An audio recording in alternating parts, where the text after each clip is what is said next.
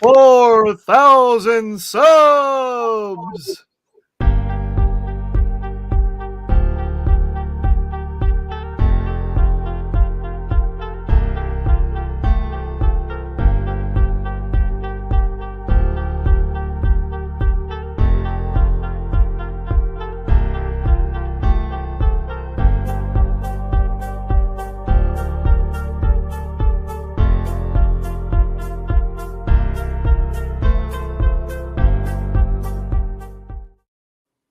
What's going on, everybody? Look at that, Saturday night. Saturday night's all right, all right, all right. Don't get to play much at night. So, let's check it out. I got my merch on, y'all. Sweet little, Hugs Pop Culture Cafe. Not like a 30% off at Spread Shop. Am I right? Look, let's just, we're going to dive in. It's a very loose night. We got friends popping on and off all night. It's going to be super fun. I got this dorky, tiny little intro. So enjoy this.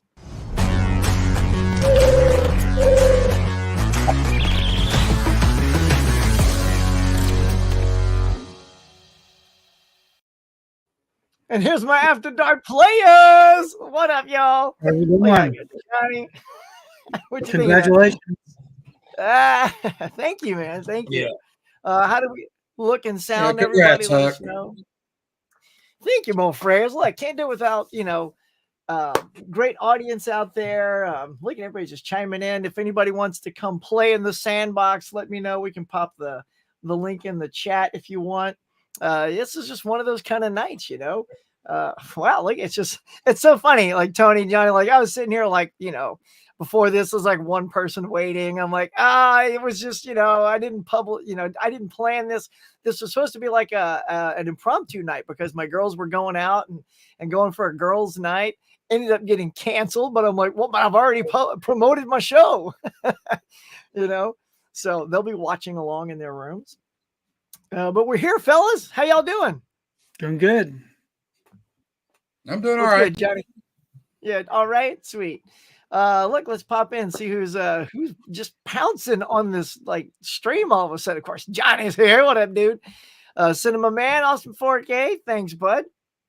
Look at that movie under 2020. Evening, everyone. Congrats, 4K. And look, slap that like button. Y'all don't even know. Like, we know. Like, this is super important. Like, we look at our analytics and notice, like I was just noticing Tony the other day. It's like 85% or something like that. People keep coming back, but aren't subbed or anything. But they still come back and watch our stuff. So it's like, so I challenge everybody. If you're watching this and you're not a sub and you watch it on replay, it's a Christmas gift for all of us. Hit our likes, hit our subs, hit our notifications. That's it. It's a free gift. And that's all right. I'll be giving a big gift away tonight that costs something. So, so you give me some free likes and subs, and I'll give you an entire season of something that you guys are going to like. Oh, this is going to be insane. It's going to be nuts. This is like a Tony style giveaway. Steve Moody, what up, dog? Look at that. Huckaroos. Love it. Yeah, man, we got some huckaroos here tonight. Thank you, Tiger Blue. What's going on, man? Congratulations, Huck. Look at that. What's up, Edward? How you doing, man? Sweet. Digging you here. So congrats on your 4K. So keep up the awesome content. I will, sir. I will. Huckster in 4K, right? That's right. See, I waited till the 4K. It seemed appropriate, right? Let's see. All right. Film Addiction says what up. Let's say hello, Huck. What's going on, Adrian Wilkie? What's up, buddy? Saw you earlier today. I came in late. I was running around, but I saw that you had something. But look, we're not alone, folks. We're not alone because people like this guy show up out of nowhere, like Tim Broney. Yeah, hey. Just popping in. What's up, all you last minute people? I love it. Corey Kitten Paws, wife is here. How you doing, Tim? Congrats on 4,000, man. Dude, I know, right? It's so funny. And I don't know about you guys. Sometimes like you see it sneaking up, to a number that you're excited about. And then like you just sort of put it off. I'm like, okay, it'll crawl there in 2 weeks. And then all of a sudden, like you put out a video or something that gets people excited, like, hello, Black Friday, anything. Yep. And it's just like boom, boom, boom, 80 overnight. Like, holy crap, you go buy stuff and people like have a sub. I'm at the point to where I keep getting ahead and then losing, subs. It just keeps going back and forth. Does it? Yeah. Just doing the seesaw thing. Yeah, I don't know. For me, once I sub to something, I don't go back and unsub Yeah, me either. unless I've bumped on go back to them and they're being offensive or not doing what they used to do. And I'm like, oh, this guy's boring me. Yeah. But I mean, I generally keep the subs on there because, I want to keep supporting them and, I just leave it there. Yeah. Well, yeah. Everybody, what do you guys think about that? When people sub off and on? Well, Yes. so YouTube does their own like analytics clearing of like bot accounts, and I don't know if some of it is bot accounts that are subbing and then getting cleared away. I don't know if that's what some of them are. Could be. What's up, Yair? Van Gool. I'm seeing some new stuff, some new people here tonight, which is very exciting. Steve Moody saying howdy. R&D, look at that. Mama Blu-ray. Mwah! It is not a show until Bonnie gets here. Well, hang on, what did he say? Oh shit, it's Johnny and Tony. Well, great. I can see now Ken's Kim's here. There's all Ken right there. Ken's gonna be jealous. He's all right. He's a big boy. He might pop in later too. Hey, Laren, what's going on, bud? Look, Laren, if anybody wants to pop in, I can toss the link. Laren?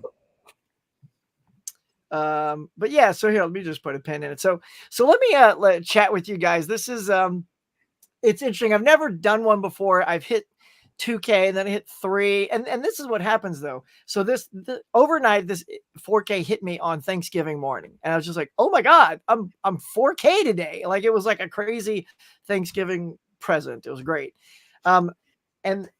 But I didn't do one for 2. I didn't do one for 3 because it's kind of the similar thing happened. Is it just sort of crept up and it hit 3, and then I was like, oh my god, I'm not ready to do a show. And then it got to 3,100, 3,200. I'm like, I've missed the window, right? So you just bail on the idea because now you're too far away, right? So I just thought, let's just roll with it. Yeah. 4K is a good number though. I like that. It is. It's appropriate for our community. Yeah. Yes, exactly. Yeah, I'm creeping up on 3, and I don't know if I'm gonna do something or not. Gotta wait for 4. That's our magic number. Yeah, there we go. If I want to hit 5, I'm not gonna care. 4 is the golden ticket. But I did Johnny, something when I hit 500 subs. Yeah, what'd you do, man? I did something when I got 500 subs. Right on. I gave away 2 4Ks. Nice. 2 4K. See, giveaways are always good. So tonight, what do we got in the audience right now? 33's watching, 23 liking. Look, let's hit that like button. Let's do 33 to 33. I'm not even gonna look. Let's get hooked to 5,000 tonight. Come on. Yeah, come on, y'all. So so here's what's coming y'all's way.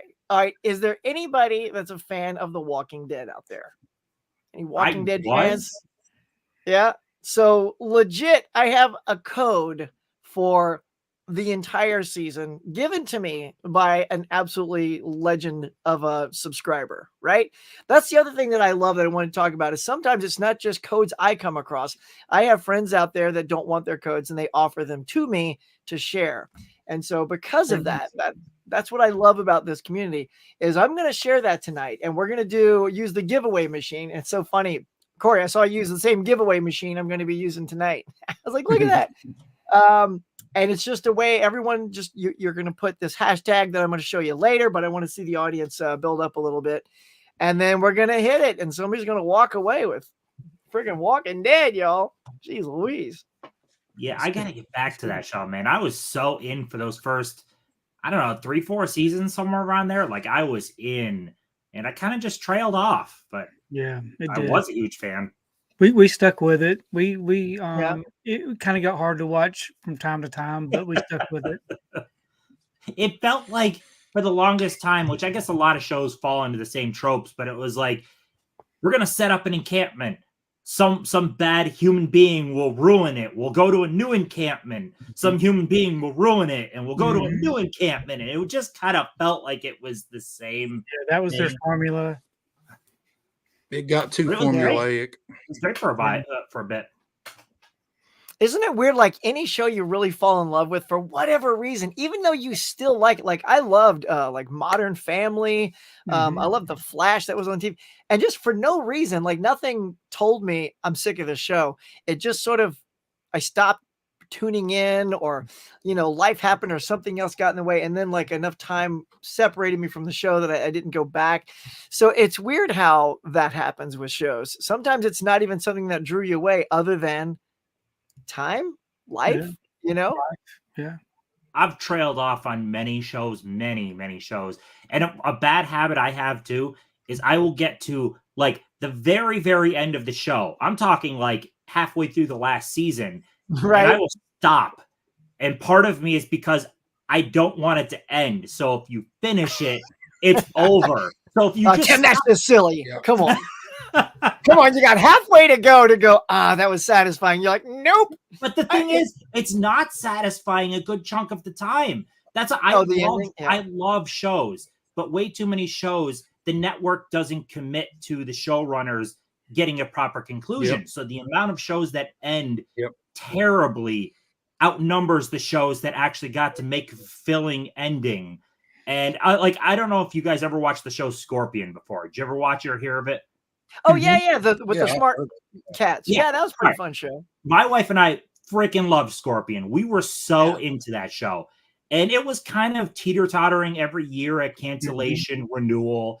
For some reason, the showrunners decided, hey, let's take this risk and make this massive, massive gamble of a cliffhanger. And that's where it ended. So they blew up the relationships of everybody in the team. And then the show ended with that. So you just watched 5 seasons to have it all blow up, and that's it. I was like, are you kidding me? What did I just invest 5 years of my life for? Like, this is terrible.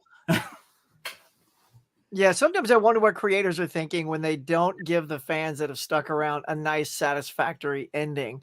Like endings I can say, I know you and I, Tim, are on the same page. Like Burn Notice, I love that ending. I love the way Star Trek The Next Generation ended, Babylon 5, some of these really great shows. But some, like Chuck did not quite end like I wanted it to. It was because she got the amnesia thing, and I'm like, oh, but they're in love, but it does end with it could still happen. Like they're sitting on the beach, I think, and holding hands, or not holding hands, but they're right next to each other. And I'm like, so in my heart, I go, okay, she eventually remembers and they fall back in love and happily ever after. But they don't give that to you, Yeah. Chuck was another one. It spent, I think, it was 4 seasons, I think it was. And it spent five. It spent all 5 years basically almost being canceled. It was never safe. Like it was almost canceled every year. Yeah, same way.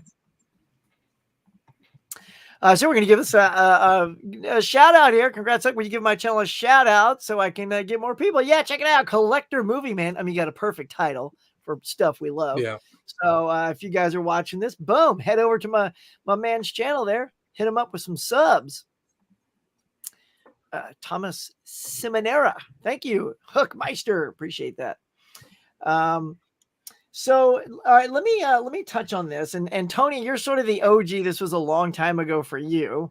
One of the things, like I said, I had no clue anybody would show up. So I'm very happy you 3 are here. What made you all want to start a channel? And especially Tony, I feel like we've all been inspired by people like Tony, right? Tony and other people out there. We're gonna stick to the good ones like Tony. Forget some of the other ones that we may have been inspired by that we're no longer inspired by. But Tony, Ken, like you guys got me to start. What made you just sit around and go, well, I got a lot of stuff. I'm gonna put that on YouTube. Yeah, well, for me, I don't really remember exactly what got it started other than the first video that I did was the Harry Potter wizarding set, the one that kind of unfolds and does all these things. And I'd never seen that before. And I found it. I thought, I wonder if anybody knows about this set. So I just turned on the camera and kind of did an unboxing of that. Mm-hmm. And a lot of people, replied to that video, and it made me understand that there was a lot of other people out there that like to collect. And so I just slowly started doing little videos here and there. It took me about a year before I showed my face. Usually it was just my one of the items. Yeah. That's what got me going, because I really didn't have very many people to talk movies with or to share collecting with. So it was nice to find a small community of people that shared the same interest as I did. Does anybody remember when you just, because I didn't even know, obviously YouTube is this like hotbed of anything, like anything you like is on YouTube. Somebody's got a channel for you. You like to eat tacos. Somebody's talking about tacos. Yeah. And it was just weird. It's just one night I was in a, like you said, Tony, like I wanted to sort of see if there was anybody else like me out there. And I just Googled like, I don't know, movie hunter, whatever, hit is, and all of a sudden there was Cool Duder, right?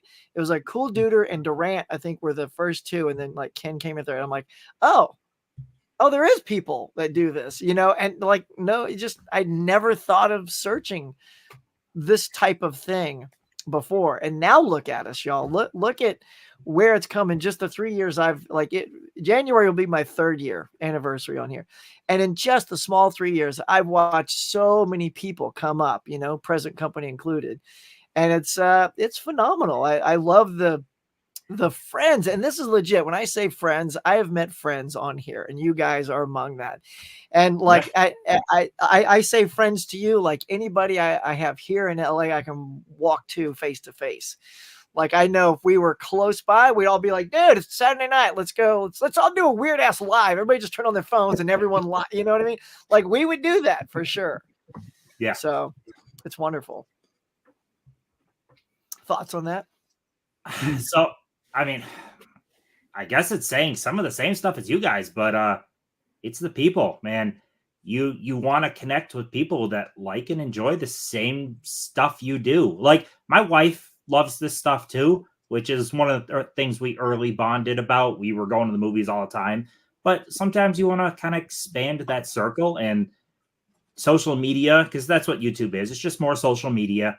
Social media has really helped grow that, because even before doing all of this stuff, I was on Facebook groups of people talking about movies and other stuff like that. It's just, you're able to, the internet helps you find more people that have the same interests as you. And that's, plus there's kind of the creativity aspect to doing video, just a little bit different. It's kind of fun.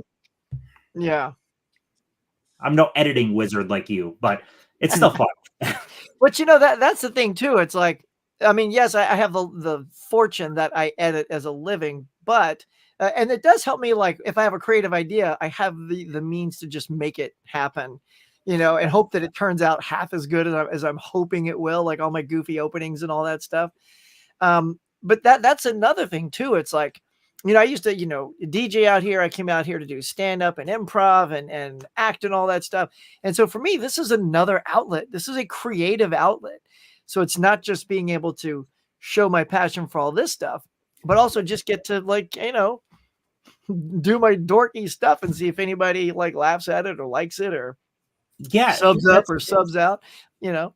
Yeah. So that even though we're all, you know, this big YouTube community and stuff, and we're on each other's channels, your channel is you. It represents you. So it's your little space, your little corner on the internet to do whatever the hell you want. That's all. Like my channel, which I'm shocked people even watch. Like it's just me. Like the content is just stuff I enjoy, and it's cool. That's my little slice of the internet that, you know, I could talk about there we go. Posters. Yeah, there it is. Like I could talk about random stuff I enjoy. And if something ticks you off, you can just rant about it, get upset, scream and holler. Yeah, you can. If only there was someone here that does that. I'm not gonna lie, dude. I don't like to portray negativity per se. I want to say I'm an overall positive person, but sometimes making videos that are kind of ranting or whatever kind of just lets something out. You know what I mean? It gets something off of your chest, and it sometimes resonates with some people. It also pisses other people off, but sometimes you need to let that out. You know, it's my version of screaming in a dark room or something like that. It's just it feels good sometimes. Well, Johnny, I'll hit you with this one then. So I want to get on that for a second, Tim, about like, so what is your perception? What is it like when we do all this and we put a lot of work into these videos, sometimes not much at all. Like, here's the thing, like I'll edit my ass off on a video and it gets like 100 views. And then I'll just do a literal, like a short live on my phone, hit it 1 minute and it gets like 1,000 views because I went and saw Top Gun Maverick. I'm like, I did zero editing on it. So, and you get, and I still don't understand people with why they thumbs up and thumbs down. I get the thumbs up because they like your content, but if you're literally just saying, here's the stuff I bought, like, man, my November haul, which is like Becky, if you're watching, you can go do something while I tell these guys. So that was a big ass haul, it was a lot of movies, like more than Tony knows. He goes day one, I sort of wait and I just pop everything off in November. And then, you got all these likes, and then there's like 2 thumbs down. And I'm like, what are you thumbs downing? Like, I could not have shown more product, because people, like, if you don't buy something, you get the thumbs down. Like, so I couldn't have bought more shit. And then yet, no. Some people get upset What is that about? What do you think that's about? Get upset because you bought stuff, though. And that's is that it? That you were able to buy something that they weren't able to buy, so you get a thumbs down. Oh, that's funny, Tony. I didn't think of it that way. You got that thing I wanted. So there's multiple aspects. There is the people that are jealous. There's the people that you bought something they don't like. You're supposed to like what they like. Yeah. So like, my posters. If someone doesn't like posters, the fact that I bought posters hinders their experience in watching my video. So thumbs down. And then there's also the people that they just they flat out don't like you. They don't like me. They don't like Tony. I don't know about you guys. There's videos that will get a thumbs down within 30 seconds. And the video is like 15 minutes long. So you didn't watch it. They haven't watched it. Yeah. Yeah. You've just thumbs down it because it's this face, which I get it. Yep. This face sucks, but I still beautiful face. Come on now. April would disagree. That's funny. But I mean, it's so funny. Like, what? That's just energy I don't have time to spend. Like, if I like you guys and I see, I'm gonna go give you thumbs up. The energy of like, oh, there's Tim, thumbs down. Like, who lives like that? Like, I don't have time for that. Hey, I got a guy. Oh, sorry. No, Johnny. I've been talking too much. Go ahead. Yeah, let's go, Johnny. What you got? I did a video. I think it was for the Rad Pack, and I put in Cannibal Holocaust. And this one guy commented and just raked me over the coals about that movie. And I'm like, look, it's my opinion. Okay, my opinion doesn't necessarily mean that it's everybody's opinion. And he just kept, he just stopped short of calling me a child of God. He was just kept going on and on and on. And I'm like, it's just my opinion, dude. Calm down. Yeah. A lot of people don't understand opinions. They don't quite, there's people that actually think the worldview, they're the main character in the universe. So everything revolves around their opinion. So those people can get bent. Yep. Bonnie says that her brother was a zombie in Walking Dead. Is that right? Wow. That's cool. That's way cool. Maybe you'll win tonight if you're into that show. Well, look at this show. We got 42 watching now on a late night. See? Look at that. The mug teeters in that 30s, man. The night show is where it's at. So 43 elect. So if you just joined, I got an entire season of Walking Dead I'm going to give away. We got 30 likes. Let's push it to 40. I love to pull a Ken. Ken just goes, I want 100 likes or I'm shutting down this computer. I'm like, wow, I wish I could say that. But I don't know. Like, should we even say we're capable of 40 or 50 likes tonight? I don't know. I'd like to. Let's see where it goes. Let's play around. Let's just say we get it up there. 30. I don't think that's enough for a whole season. I'll tell you what, though. Let's see here, you guys. I'm going to just say, what are some of your favorite shows that you've been on, like things that you've done on your channel that made you really happy, like, oh, that was a fun one to do, or maybe you got invited to someone's you were finally happy to be on, you're like, oh, I was so glad to be on, like KB, what up, dog? Shout KB out. Scuzz. Love you, bro. I'm gonna look for a code. You guys tell the audience. All right, so show wise, honestly, I enjoy just talking with fellow fans. So honestly, I've enjoyed so many. I will say, like, Ken's round table is always a blast, but I just love doing this. So I've had fun on honestly, there's streams that I've been on that the topic doesn't fully fit me, but I was invited and I'm like, you know what? I'll still have fun talking with fellow friends, regardless if the topic isn't 100% me. And then as for like my channel, those top 25s, man, they take a lot of work, like a lot of work. but it shows. It shows, though. Yeah, those are, I think, some of the favorite things I've done on my channel. It's just I can't do them too often. I'll probably start another one early next year at some point, but God, they take a lot of work. You usually get somebody like KB to help you out on that, right? Yeah, KB helped me on the past couple of them. I did the first couple myself. It's so much work. I always have a good time just being invited on different people's channels. I did some live streams, back during the pandemic. That's when I started doing live streams on my own. But I was never really good at it, being the host of a live stream. So I've always appreciated being asked to be on other people's live streams. I'm kind of dull. I don't have very much energy, but it's always fun to be able to collaborate and have conversations with other people. So it's always fun being on everybody else's live streams.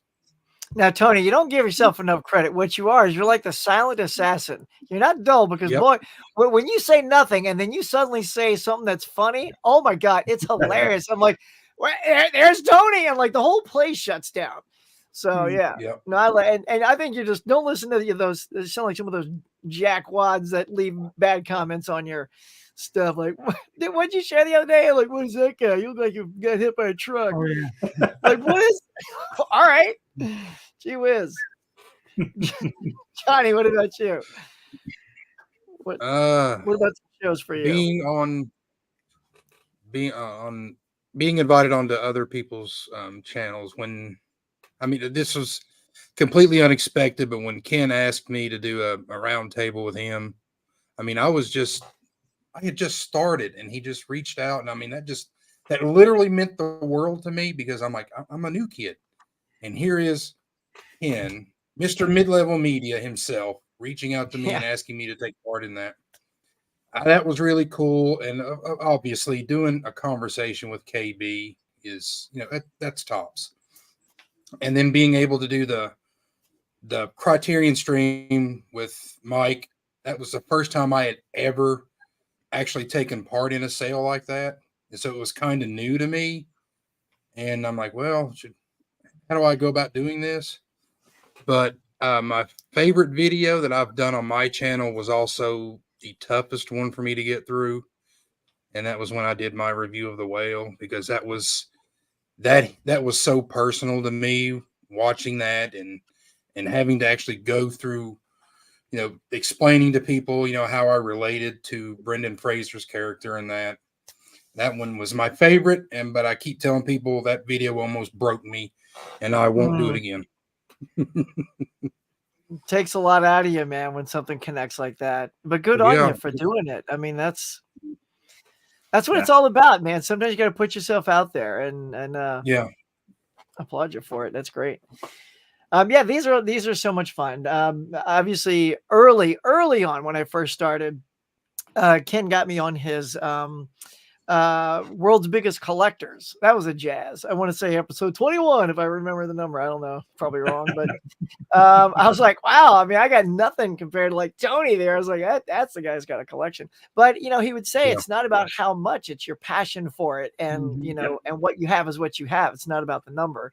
And so that was terrific. And then of course any round table is also fun, and Tim, you guys is starting like the Collectors Club with you guys is so fun, because it's something like it's weird how it's actually kept going. Like we've stayed true to it like every month, which is kind of shocking. Sometimes we're a little bit more prepared in some months. Like this month, I feel like you in November, I feel like this month has just been so busy with like work and family and stuff that it's like, oh, we got to just to let y'all know, next Sunday is our Christmas Collectors Club, and next Friday is our recommendation. So I'm like, oh my God, everything's just happening too fast. Sometimes you would love to put on the brakes and go, can we just skip this month?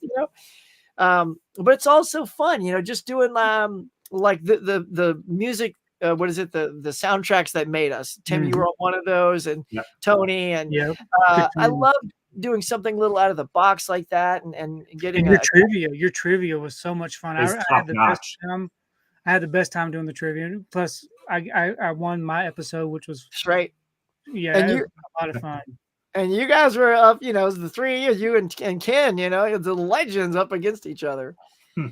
Yeah. Those are a lot of fun. Those are another thing that are also like very time consuming. As Johnny, like you're saying, sometimes you barely do anything, and sometimes you put your heart and soul into something. Yeah. And I just see this month being so what's coming, and I just don't know if I squeeze in a Christmas trivia, it's going to be like the week off I'm off of work, but I can't even plan that far ahead, But yeah, they're fun to do. I often, I don't know if they really get the views that warrant all the work I put into them. But, we also just say, do what you love. Put up what you like. Put up your poster video. Put up your rant. Put up your unboxing, Tony. Put up the Johnny video with the whale. Whatever it is, do it because it's something that you're kind of excited to do, and you're happy to put it up regardless of how many people tune in. And if you get some nice comments, that's cool too. Makes it worthwhile. Even if it touches like one person like, man, dude, thanks for putting that up. That meant a lot. Like Johnny, I bet you your review got to a lot of people and it meant something, when you put yourself out there like that. Yeah. Even if they didn't respond to it, Yeah. I just don't want to go through that again. Yeah, don't do it. Just talk about happy stuff like a giveaway code. Here we go, y'all. Like, let's do. All right, so we're gonna say, and these are just codes that were given to me. So again, 100% vouch for them. We hope that they're all good. So, all right, let's see. I'll go around the horn here. So Johnny, Tim, and Tony, I'm gonna say, all right. So here's some codes, and I want each of you to pick one. All right, so we got Jaws 2, The Last Dragon, Mission Impossible Fallout, Rogue Nation, 310 to Yuma, and Saving Private Ryan. We'll just start with those. So, Johnny, what code would you like me to give away? Fallout. All right. Mission Impossible Fallout. All right, here we go. So we're going to call that up. And how's the code look? All right, cool. Sometimes the codes look a little fuzzy. So here's what we're going to do. So you two also think of one that you want. Mm-hmm.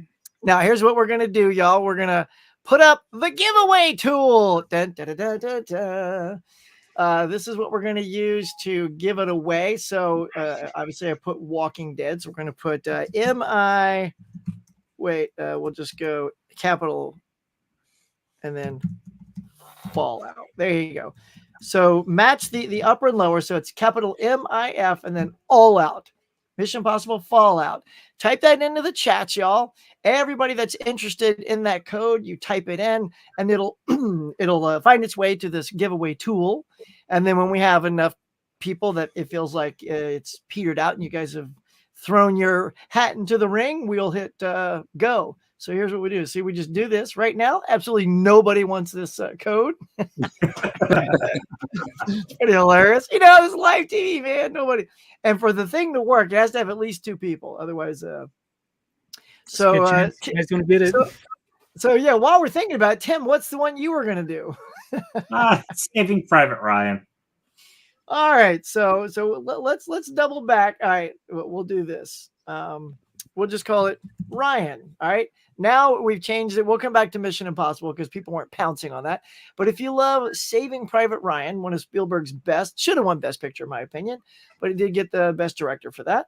Type #Ryan into the comments and we'll send that code out. And basically, whoever wins, you just hit me up on Instagram.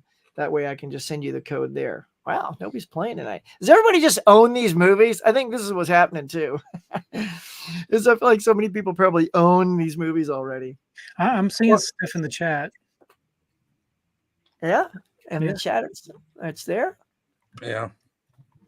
All right, let's go down and look here. Oh my gosh, Holland, where is Ryan? Yeah.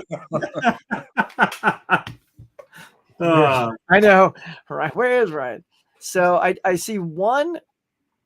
I mean, I only see one for Ryan. There's two. No, All there's right. two. So we got two folks fighting it out. All right. So let's give them a minute, a hot second to build that up. I'll keep it over here. We got three going. Let's see. All right. So let's talk about something like stupid and funny. For example, merch. No one cares about your own merch except yourself.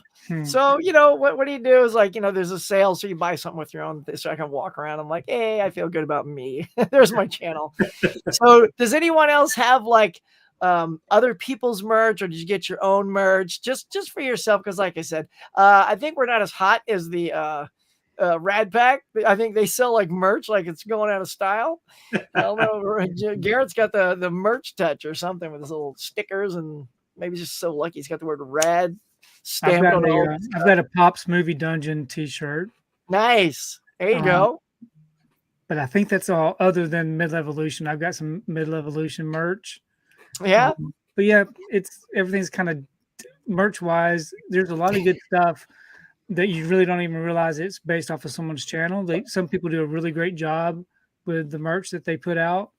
But yeah, I just have a Pops Movie Dungeon t-shirt. Nice. I was just happy to find zipper hoodies because I'm a big zipper. Yeah, because pullovers, I'm like, sometimes they're getting in the way. But I got so many zipper hoodies from all the jobs that I do. Like I work on MasterChef a lot, so I have like 6 MasterChef zipper hoodies. I'm like, that's what I want if they sell it, and they did. So there you go. Yeah. So I got silly merch. I got a water bottle coming. I got a mug. Well, for the morning mug, I got to have the mug. Right, exactly. And then I've got the Basement Blues magnifying glass. Baby! I want one of those, man, with your little logo on the side. Yeah. So, Tony, are you still decorating? I just noticed it. So you're doing a green screen. Still working on getting everything reorganized. What's that look like? It's looking pretty good.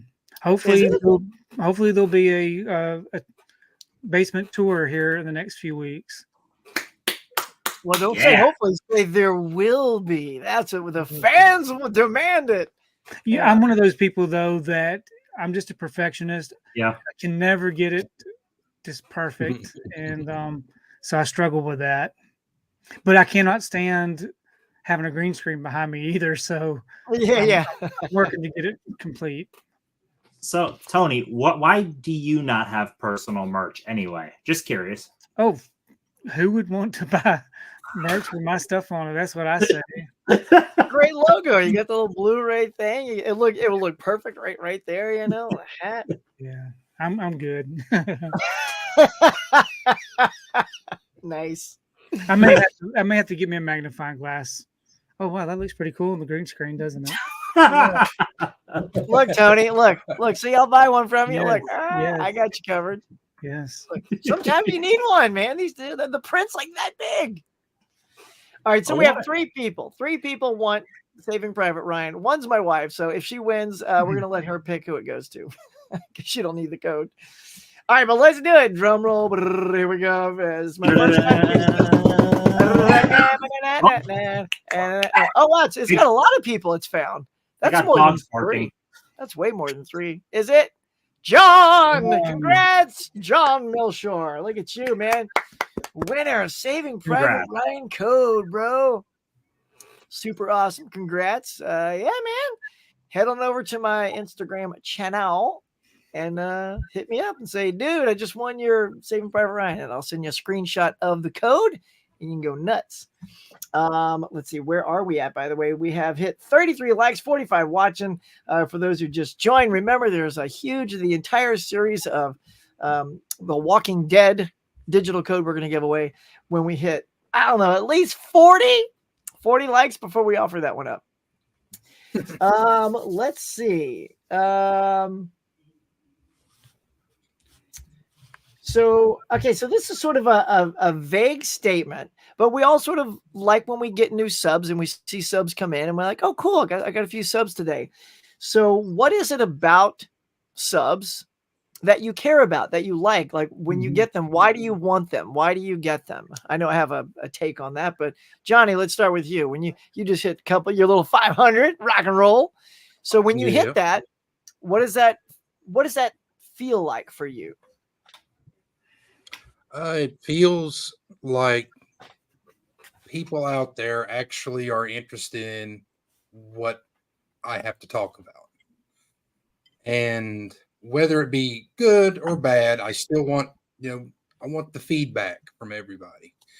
But yeah, just having that feeling of someone other than my wife will actually want to listen to what I have to say, what I want to talk about, and they're very interested in it. Yeah, that it means the world to me. Yeah. Nice. What about you guys? I'll let Tony. Well, I'm one of those that, I do a video every day and I respond to every comment that I get on my channel. Wow. If it's positive or negative, I always try to put a positive spin on it. But I do like to have the connection to people. I have regular people that just reply to every single video that I put out. So it's nice to know that my 3-minute video that takes about 30 to 45 minutes to do and edit and all that fun stuff, that someone's actually watching it. And so it makes me appreciate the fact that what I'm doing is not just for nothing. Someone's watching it. Someone likes to hear what I have to say or what I have to show. So it's good to know that I have a connection there. Yeah, it's validating. It validates that your time it means something. Like in the end, I do this for me because it's an outlet, but it does validate that, hey, I'm actually, people are getting something out of what I'm doing, which is really, really cool. Because like I said, I've been doing social media stuff for a while, but like this is the most traction anything has gotten. So it feels good. It feels good. I can't believe people actually care about what I say about anything, to be honest. But I think another thought I had is the fact that this right here is my collection. This is something that I do. My family, my wife, my kids, they don't really have anything to do with any of this down here. So I'm thinking, kind of morbid thought, but once I'm gone, they'll have these videos that they can look at. They can, see something that's made me happy, see something that I've enjoyed doing. So they'll have these videos to look on too once I'm no longer with them. I'm not going to say, Tony, that I haven't thought the same thing, but it's true. It's like we're putting ourselves out there, and there's so many things of us now, and that I wonder, like, if when I'm out of here, is Brooke going to be like, oh, I'm going to go look at his video he made with his 3 friends, I doubt it, but it is there. So she can say, look at my dad and his friends. And, there is something sort of like, what do they call that? Like, leaving it, not a legacy, but, something behind, like, I'm trying to think of the right word. Yeah. No, I mean, legacy still works. Yeah. That's how many, granted, we're all really small scale, but I've heard about so many YouTubers over the years that have passed and their channel still brings someone happiness because people revisit to it. Same thing with people revisiting actors and musicians that have passed. It brings them comfort. So if there's people that really like you, it kind of brings them comfort to watch your videos. Like this one here, Tim. I do love very little people care about the statue stuff, but I love that there actually is people that care. So it's cool because I struggle with most of the people that follow me. It's about this. It's about the physical media, and I love this stuff. But this isn't just me. Like I love movies. I don't necessarily, the disc isn't what I love as much. I love movies, so I love statues based on movies, posters, action figures. Like I just love all of that stuff that encompasses movies. So sometimes I struggle with maybe people that want to watch my channel only want to watch the disc content, but sometimes I got to be true to myself. I want to talk about everything that I love. So if someone else doesn't love posters, don't watch a poster video. Yeah, don't watch the poster video. I'll have a physical media thing next, or I put out 2 autograph box videos for people that don't like autographs. It's okay. You can skip them and watch my physical media stuff, but I'm always going to be true to me and show the stuff that I enjoy. Yeah, that's also one reason I called the channel Pop Culture Cafe, because I didn't want to be pigeonholed in case I wanted to do anything that wasn't like, I go out to conventions. I do convention tours. That's not really movie related at all, unless you're maybe meeting a movie star there. But a lot of times those things are sort of comic book heavy, costume heavy, cosplays and stuff like that. So those videos I make there, it's all just time capsules for me too. Like I went out and here's a video I made that, again, I thought was going to be amazing. So they have out here the Peterson Museum, which is this car museum. And they had a James Bond exhibit there, and it was huge. I mean, it had every car, vehicle, submarine, airplane, boat you could imagine, like the Aston Martin to like, the air breather, like a Bond fanatic's dream. And I went there and I covered the hell out. Talk about editing. I mean, like I took like probably 3 days to get that perfect. And I still put it up and there was an error in it. My friend goes, "Oh, you called something the wrong thing." I'm like, "No!" Like I did all that work. So I pulled it down right away because I didn't want it to live forever and be wrong. That's how much time I put into that video. So I took it down, fixed it, put it back up. And then once it was set and I didn't have any errors, I just left it alone. And I put it out a week before Daniel Craig's last Bond movie. And you often think I'll never probably make anything that goes viral, but I'm like, well, this is at least going to be a hit because it's his last Bond. It's going to be a big deal. And it's like virtually no one watched that video. Yep. Yeah. No one, but I get to watch it and go, well, I love this video. I love this stuff. I love the cars. I love the Bond gadgets. So for me, like if someone else made that video, I'd be putting it in my favorites so I could go back and look at all that cool Bond stuff. And so I have that for me. It's the same thing for the Star Trek exhibit that came. I did the exact coverage for that. Got a little bit more views because I think there's more Star Trek fans, but still pretty low on the viewers poll. But hey, I get to go back and look at all those set pieces and costumes and go, that looks cool to me. Yeah, that stuff always fascinates me. And even like, so in 2024, I also enjoy like filming locations and things like that. Like that's part of movie history. Yeah. And there's probably going to be some videos on like filming locations and stuff like that because I find that stuff fascinating.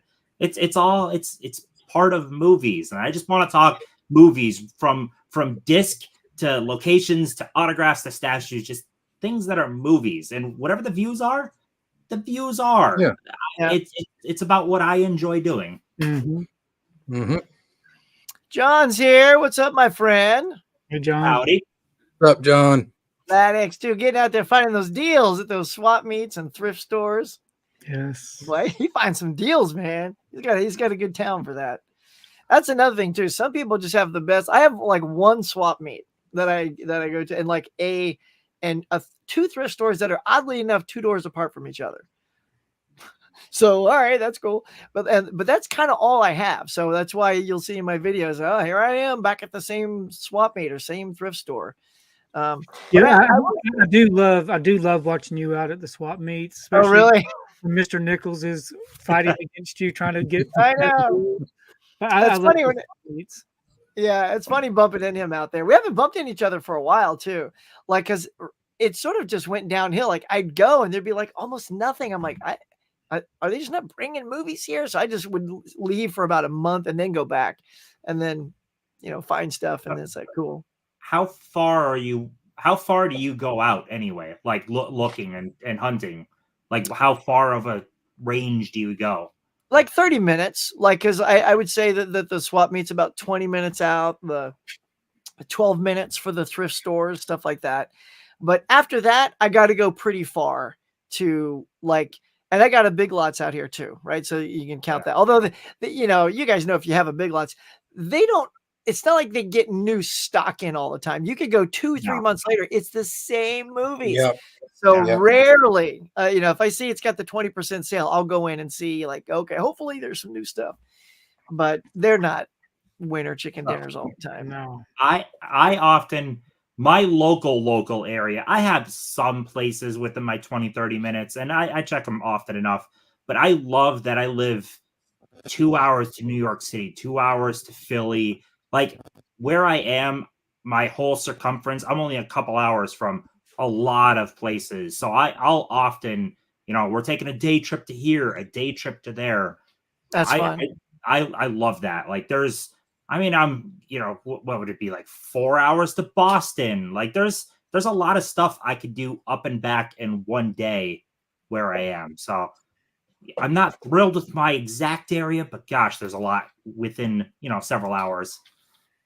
That's great though. You're in a nice little hub. So if you're planning yeah, that's good. So here, we're going to try it again. We're going to do the Fallout. I got some people coming back in for Fallout. So type #Fallout, which is a fantastic Mission Impossible movie. Where we have 39 likes. So we haven't quite hit the 40 that I want to do for, the giveaway for The Walking Dead. Ideally 50 would be amazing, because I don't think I've ever hit 50 on a live show, even on the trivia. So get it up to 40. We got ourselves a code right here. So start typing in #Fallout. Let me hit the thing here and see what we got. Okay, no entries yet, but I will keep an eye open. I think people were putting MI Fallout though. Is it still there? Here, let me add it. Let me add the MI back in there. MI. Well, I have to make it what it was, which is capital M. There's one entry. Yeah.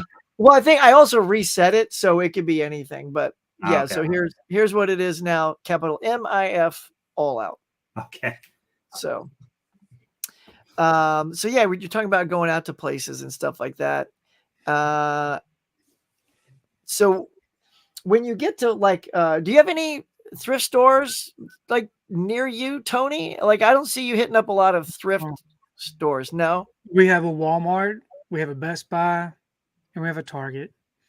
So almost two of those are going to be gone. There's a drive, yeah, and usually there's a drive for me to get to wherever I go. I do have a Barnes and Noble about an hour away that's convenient whenever we have the sale. But yeah, I don't have all of these nifty things. Growing up, we had flea markets, which was always fun. But those flea markets got torn down, and that's where the Target went. So just a lot of changes. We do have a Second and Charles, not too far away, but Second and Charles, it's always the same stuff whenever I go in there. At Second and Charles, mm-hmm. Yeah. Tim, Michael wants to know if you have any autographs. Of course, you got to be checking out Tim's channel. Tell him about your autographs, man. Yeah, if you go to my channel, there's several very, very recent, last couple of videos type recent of mystery boxes with killer autographs. I pulled out a Martin Scorsese, a Daniel Radcliffe, and then I have a bunch of other ones. I've been collecting autographs for quite a long time now. Yeah, because Michael's a big autograph machine as well. So yeah. Where's the Bond exhibit? It was over at the Peterson Museum. It's not there anymore. I think there's something else there now. But yeah. Oh, that's the other thing too. Going to the Academy Museum was so much fun as a movie lover. I mean, that is, it's the Oscars right there, baby. So hitting that up, because my wife and daughter gave me that for Father's Day a year and a half ago. And that was perfect. So, and that actually got more views than I expected. I think people like to see that. But that's another thing. I can always just pull up and look at the coverage. That's another thing too about having a little bit of a production background. I know how to shoot things and hold on it a little bit. So you're not, my advice to anybody shooting is try not to shake your camera and don't move your camera like it's your eyeballs, because usually you look like this and stuff. But if you do a camera like that, no one's ever going to see what you're pointing it at. So you hold it. The thing we always say is hold it and count to 5. So you go 2, 3, 4, and then you go and you count to 5 before you even make a move. And you'll find you'll have so much more footage that you can play with if you're not just. You got all this down. You're giving us some really good notes. Yeah. Well, that was a big thing. Like whenever I'd go and I do documentaries, I go shoot footage for that. And if you're shooting an exterior of a building, you don't just roll and then start panning up and down to get and then hit stop. You you look up in the sky and you hit go and you wait 5 seconds. And then you pan down and you show that building and then you stop and you wait at least another 5 seconds, because the editor can then use any shot. They could use the pan, they can use where you ended it on and use that portion, or just, something in between. But if you're giving them options at the front, middle, and the bottom, oh my God, like you can literally get 3 different shots out of it throughout a documentary if you shoot that way. So, but if you're like, there it is, cut, great, can't use any of that. So I'm always conscious of that stuff. Where are we at? What we got? We got 2 entries. Should we just give it away for 2 people? It may be more than that, because last time you did it, it was more than just the. I know, it was like hauling ass, right? Yeah. Well, let's just see, y'all. Okay, so we'll give you like just a minute, 30 seconds here. Just if you want to play, if you don't have the digital code for MI Fallout, type it in real quick. I'm gonna slap this draw button like it's been up to no good, and somebody's gonna get a code. And again, I do this and I'll probably forget at the end of this, obviously, who wins. So that's why you got to reach out and let me know. I can always go back and look at the video as well. All right, here we go. Do my 5 second. 1, 2, 3. All right, here we go. Bam. Yeah, look at all these people. Actually, just 2 people popping up. Boom, boom, boom, boom, boom, boom, boom. Come on. He's a good chance. And yeah, Steve Moody. What's up, yo? Nice. You got yourself some Mission Impossible Fallout. Look at that. See? Congrats. That's how we roll, bruh. Look at that. Oh, sweet. All right, Steve, just head on over to my Instagram. That's the thing, too. Tim, thanks. You guys are all, see, I'm such an old timer, right? But Tony, you've been catching on way faster than me. Like Instagram, I started because of this channel. I didn't have Instagram. I didn't have Twitter, any of that. All of that stuff started because of this, and wanting to communicate with all of you on different platforms and get people to find me on different platforms. And sometimes it's a lot to manage, right? I'll fall way behind. I mean, Tony, you're a gem when it comes to Letterboxd, man. You get over there, boom, you watch him while you're watching the movie. I'm going to give it 5 stars, No, I do it. You don't give a lot of 5 stars. I don't. It has to be really special to get a 5 star. What's one off the top of your head that's a 5-star special? No Color Country for Old Man, Color Purple. Any of the original Star Wars films. There you go. Nice. Yeah, it's funny because my friend told me, he goes, you don't give out a lot of 5 stars. I'm like, I don't? And I was like, I guess I don't. Maybe it's like I hold it for stuff like that too, that I put right up here, It has to be special for it to be a 5-star for me. Yeah. It's a gem. Like I've made a couple of videos that say, my hidden gems or perfect movies. I have 15 perfect movies. And the reason they're perfect, and I would give all those perfect movies 5 stars, it's because of pace, writing, directing, and the acting and the way it looks. All of those things have to really speak to me. I got to really get invested. And then just recently, here's another, okay, this is what I love talking about, learning from this community. Tim, and you're really good about the old stuff, the vintage stuff. And I'm learning so much from your passion about those movies. And it's because of people like you, I never would have picked up 12 Angry Men. It just wasn't in my wheelhouse. And then yet you and so many other people, Derek, he's a big awards guy, starts talking about it. I'm like, all right, there it is, right? Yeah. So I just bought it, and it's life happens. And like happens with all of us, it sat on the shelf for well over a year. And I'm like, I need to start watching these things that I haven't opened. Yeah. And dude, last week I told you I watched it for the first time, and I was like, oh my God, it was so good. It was so good. And thankfully, though, growing up, I've never been a person that has a problem with black and white, though, because I grew up with, the Abbott Costello Theater and Dagwood and Blondie TV show, old Universal monsters that are all black and white. So thankfully, that's never been an issue when it comes to watching film. And I just, I kind of dig the black and white, So really, it was just about the story and the acting, right? Oh my God. It was so good. Like the performances, I could have just rolled right back into it and played it again and watched it for other things, watched it for the direction, watched it for, oh, what is that guy doing at this point? Now that I know what's going on, I feel like it's one of those type of movies, Yeah, especially It's one thing that's hard with older movies. So I love, even if something doesn't work as well today, I can recognize the time period it was made and still love it. Mhm. But some movies do stand that test of time, where like 12 Angry Men works just as well today as it did back in 56, I think it is, or somewhere like that. 57. I know, it's close. Nice. But Nice. Another one I'm going to recommend that actually I think it stands the test of time is check out Desperate Hours with Humphrey Bogart and Friedrich March. Yeah. That movie, it's got an Arrow release. It holds up well for even people, I think, that don't like old movies. I think they can watch it and be like, damn, that was good. That was pretty edgy your seat at times. It held up really well. But I could also watch something that is totally a product of its time with like it's got subtle racism and things like that because it's the time period. You're like, yeah, still you can really, let that go. Yeah, this is the time. Whether it was right or not is a different story. It was the time period.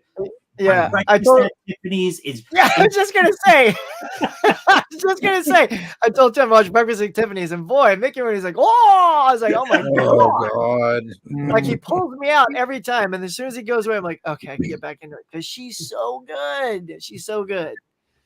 Yeah, that was like shocking. you could watch it and realize like, ugh, but still like. This is still a great movie, and like people unfortunately thought this was funny back then.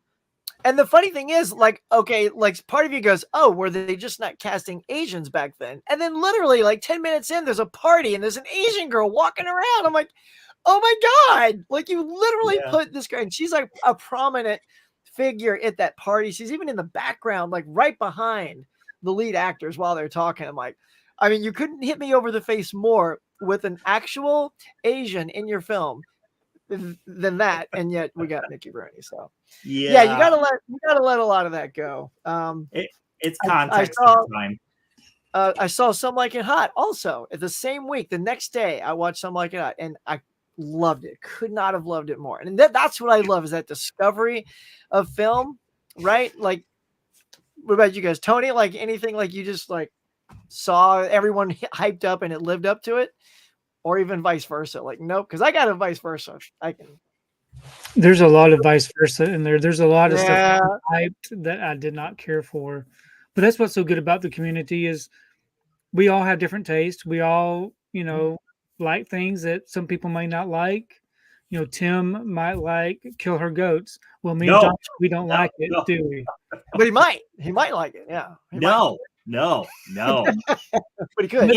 But that's another thing is I really appreciate when people make recommendations to me because a lot of times when they recommend something, I really enjoy it. I watched Desperate Hours based off of Tim's recommendation, which I really enjoyed. And then him and Ken were talking about the remake with Mickey Rourke. And I watched it and I also enjoyed it also. So, I mean, it's just really good to get different recommendations from people. Johnny, how about you? And you get a recommendation that just didn't hit your fancy, or when you recently watched them, like that was a good recommendation. Because I'll tell you this, I hate going and getting a Criterion for $25 and I don't like it. Tim and I both had an experience. I know you guys are Mean Streets, and dude, I watched After Hours and I did not like that. I thought it was too formulaic, especially for Scorsese. Like everything that happens in that movie. Like no one else is connected to anyone else other than the people in the movie. Like they are all conveniently connected, which it was very unrealistic. I know, Tim, you say, "Oh, you're thinking too much into it sometimes," but for me, for a Scorsese film, you should be thinking more. Like it's just way too. Like even like Terry Garr, she had the cream cheese bagel weight from the same. I'm like, why would she have that? Why would that even exist in her apartment? And then, it all just wraps up at the end. To me, not the spoiler. So if you haven't seen After Hours, pop off for 30 seconds. But like when he's dropped off, right? Conveniently at the end, I won't tell you where, but I feel like there should have been something like his friend, like Bronson Pinchot is in the movie at the very beginning. It's his friend, right? And he says, "Bye, I'm going out tonight." Like if it was like his birthday and maybe Bronson Pinchot created this entire evening for him as something sensational. And then in the morning, he just looks at me and goes, "So how was your birthday?" And that's it, right? Something so eerie and creepy. That's all I would have needed. Otherwise, everything else was too everything. Like the girl walks in with the flyer to give it to him, so he goes into the nightclub because he has the flyer and he gets away. It's like, oh my god, everything is just too. So you wanted the game. Because without the game, it was all too convenient. Like, yeah, why I would mean, you like go? the movie, The Game, right? You saw that movie before? No, that's on my list to see too. But I'm just worried it's gonna Yeah, it's be. a great movie. Yeah. Okay. So yeah, because I picked that up. I'm like, see now. So now part of me now, I'm starting to think now I just want it to be about the movie. So if I can see the movie like on Blu-ray, like I know you guys love Double Indemnity, but I'm worried after Hours was so bad. I'm like, should I get the Criterion or there's a $7 Blu-ray? And I'm like, so, real quick though, After Hours is not top tier Scorsese, whereas like Double Indemnity is literally top tier film noir. So just like they're different leagues. I know this is a person that likes classics a lot saying it, but like Double Indemnity is fantastic. So I can't recommend that 4K enough. It's the best the movie has looked, and it's pinnacle film noir. Like it is when you think of film noir, like it's Double Indemnity. Mm-hmm. You guys concur? Have you guys both seen that? Yeah. I feel like Tony, you've seen it. Johnny, have you seen? I've got it. I haven't seen it yet. Yeah. But Fred McMurray's in that, correct, Tim? Yeah. And so this is a different type of Fred McMurray that you've never seen, Huck. So yeah, this isn't a My Three Sons Fred McMurray or a Herbie the Love Bug, right? I will say this, my friends out there, we are at 46 likes, so I'm going to hold you to the 50. Yes, and we will do. Here it is, The Walking Dead. Whoops, let's get the right thing here. The giveaway tool is right here, so we'll pop it up so you can see it. Hashtag Walking Dead. No entries yet. Yeah, no entries yet. So go ahead and start typing in The Walking Dead if you literally want the entire entire series of it. And I will hit it when that hits the 50 mark, 50 likes. We're at 46 now. So you guys are exciting me. Thank you so much. Very unbelievable. This is such an impromptu day too. All right. As for my recommendation that I got it from Tim. Oh yeah. Wait, Tim, wait. Let's see what it makes. Right. Okay. I watched it last night, and it was really good. I'm not the biggest fan of Katharine Hepburn because I've only really seen one movie, and that's On Golden Pond, and that's where she's on my knife and shiny armor. Right.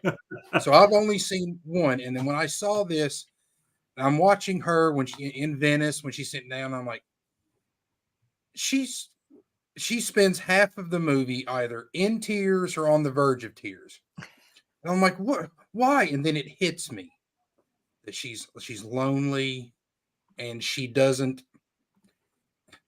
She's like she goes there. I'm not sure if she goes there to actually find someone, or if she's just trying to find a hookup. But as it goes on, I'm like, she's, especially the very end when she knows she has to leave. She knows this will not last, and she doesn't want him to come to the train station to see her off. I'm like, this is really, really, really good, and I'm glad I watched it. I especially love the little street urchin, the little boy. Yeah, yep, hey, he was great. Hey, lady, you crazy? But I mean, it's really good. I think I gave it like 3.5, maybe 4 stars. Yeah, that's pretty good. That's really good. I was another recommendation. All right, I haven't seen that much Kubrick, but my favorite Stanley Kubrick film is 2001, and it's going to take a lot to top 2001. No, it won't. Yes. Yeah. But see, God, this is what I love. This is what I love, that you love 2001 and it just bores the hell out of me. But that's the great And thing, then you know?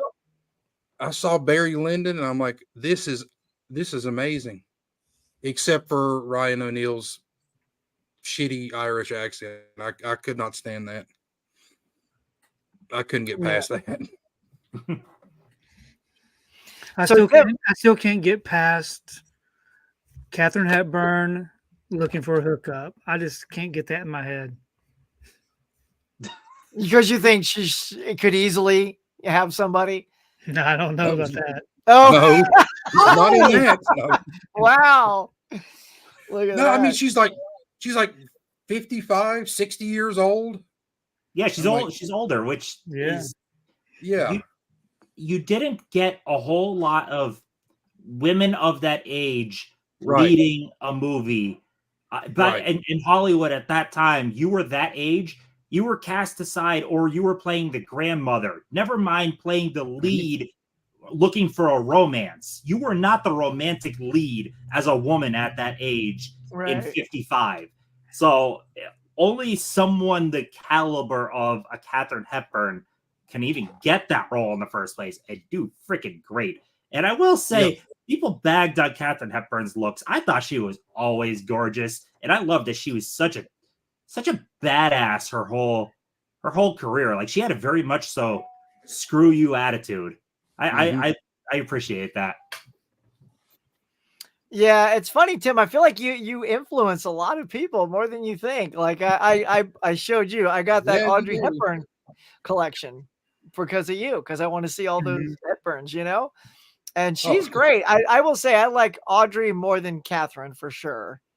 But I also love that sort of finding my own like Hitchcock, right? I just knew that was a void in my viewing, right? For whatever reason, I don't know if it's like he's that old director. My guy Spielberg, he's a real director. And I'd seen Psycho, and that was the extent of my Hitchcock. And then last year, I just popped in the entire 15 film box set I got down there. And thankfully, I started with the absolute bangers of North by Northwest, Rear Window, and Rope. And I went absolutely nuts going, those are masterpieces. I mean, when I even did a tier video, which no one watched because no one cares about Hitchcock, but I did I ranked all, because I even watched 17. I watched 2 more outside of the set and ranked them. And of course, those were all up there at the masterpiece spot. And I was like, gosh, which do I put first and second? Like on a good day, it could be Psycho. On another day, it could be Rear Window. But that would say I would say is the one thing I discovered doing all this that I'm so thankful for. And now I want to see more. I've bought Lifeboat. Now I want to see Stagecoach, and you know, what's the other one? There's a Foreign Correspondent. That's one I saw that was out there I haven't seen. Tim's not the only person who's influenced me. You did it too, Huck. Did I? What'd I do? Oh, yeah, I went out and bought the complete series. Nice, like, dude. Ain't nothing wrong with that. I got to dive into it at some point. Nice. Well, look, we have 12 entries and 52 likes. Wow. Yeah. All right. Nice. So this is the Mamma Jamma here, y'all. So we got 12 entries. This is your last chance, because now that we've hit the 50, oh my God, talk about hitting milestones. This is a first ever. And I have like 43 watching. I forget what the most ever. I would say this is in that wheelhouse. I don't know if I've ever crested the 50, but like live. It's funny when I do the morning show, like I'll get a lot of people in and out all morning because I think they're all working and they're going to work, or they're coming out, going to their lunch break if it's later in the day. Yeah, me. And then at the end of the day, I just hit refresh and like 150 people have watched it. I'm like, oh, okay. So it gets watched, but not all at the moment. Yeah. It's kind of a weird algorithm on that one. Yeah, because this is the afternoon mug for me. Yeah, right. It doesn't jive with my work day. So the few times I pop in is when I can. Now that I left FedEx, I used to watch it quite a bit when I was doing FedEx, but this current job, ugh. Yeah. How was your new job, Tim, by the way? I'm liking it quite a bit. I do way less physical work. I make more money, and it's more, I don't know, it's more thinking, which I appreciate, then ooh, lift box, move it. Like there's there's more to it. I can definitely tell you make more money, man. All those blind boxes with the autographs. I'm like, woo! Go, Tim, go. My mom, I had to send her a text because she watches my channel. I'm like, don't get a heart attack. These things hold their value though. Like it's not like I love my movies, but a lot of them drop in value. It's just kind of the way it is. But those autographs hold or go up in value. So I don't like, it's not like I'm burning money per se. And you got some good ones. I loved the Kathleen Turner, man. That was a nice one. Yeah. Super sweet. All right, look at you guys. 13 have entered The Walking Dead. So this is your last chance to get in there. This code, man, is given to me by a legend. Sometimes they don't want me to say, which is fine. So I never know. But I'm going to keep it like anonymous for this person. So thank you, my friend. You know who you are. But 13 for The Walking Dead. If you're a fan or, you want to give it to somebody, like here's another thing. Maybe this is the perfect Christmas gift. So maybe you don't want the show, so you're not entering or jumping on here right now, but you could give it to somebody. So jump on here, add to these entries, see if we can get 15 entries for this, and then I will hit the draw button because I think this is going to be an amazing giveaway. Right? Oh my gosh, 13. We just stare at it. Stare at that number. All right, I'll pop off. I'll keep an eye. So we got 13. Let's see if we can get to 15. I know there's a lot of people because we got 40. What do we got watching right now? 47 watching. Nice. 47. Look, if we have 47 watching and there's only like 13 people that want The Walking Dead, well, it is like a very specific niche. Maybe we don't have a lot of horror fans in there, but if you are Mika, I know you're a horror fan. If you, I don't know, maybe you're already part of the entry. I want to pick up though that I do want to try the rest of the show. That complete series is that's a nice box set. Yeah, it is. Each time I go to Best Buy, it's like, damn, that's tempting, man. All right. Well, I think we're just sitting there. I admit 13 might be the lucky number. Maybe that's supposed to be because it's horror. So it's 13. Kind of like, 14. All right. See, now that we hit 14, guys, if you watch the morning mug, it's got to be on the fives. There it is. 15, 16. Oh, people are ready. Come on now. Look, if I hit go, you've missed the opportunity. Look, my hand, it's quivering. It wants to select the winner. 17. Like if you don't jump in now, you're going to miss the chance at the entire Walking Dead series digital code. Oh my God, you can brag to your friends. I got it from Hugs Pop Culture Cafe. Like people would say that. So come on, like 18. Let's just take a drink. Y'all, I got my little cocktail right here. Cheers, Tony. Hey, let's say hello to Sarah. Sarah's in the chat tonight. Is Sarah here? Hey, right, let's Sarah. pop over. Where's she at? Where's the girl at? Let's go say Sarah. hey. Must be down low. Steve Moody. I'm just saying hey to Steve. What up? Woohoo! Look at winner. Chicken dinner. Oh, Color Purple hands down. You and Tony. Love that. Wow, we got so many people. I gotta go. Oh, there you are. Hello, look at you. Tim, Desperate Hours. You play it right now. It's so good, though. So good. Good to see you. I love this gal. She's been into my morning mug a lot. Comes from Finland, y'all. And I often tell her this. This is great. So because I get so many people from different time zones, Tony will laugh at this. So now I've just put this on my phone. Every time I get somebody from a new time zone, I put all the time zones down. So when I'm doing something, I'm like, oh, she is it's 4:18 a.m. with her right now. My goodness. Awesome. It's how cool the audience is, y'all. Wow, it's amazing. It's London. It's our 2:18. All right, so let's not keep our audience waiting. Let's see, where are we at? We're 19. All right, 19. Let's get one more big fan. Let's hit it to 20, and I'll smack the button, y'all. 19 entries. I am stunned with 45 watching right now. But there's only 19 people that want this code. Again, if you win it, you can give the code to a real fan that loves this show. Maybe it's your loved one, man. You could score some super points right there. Oh, there's me. All right. No, nothing on 19. All right. I think we have to hit it. You guys ready? Come on, let's give him a countdown.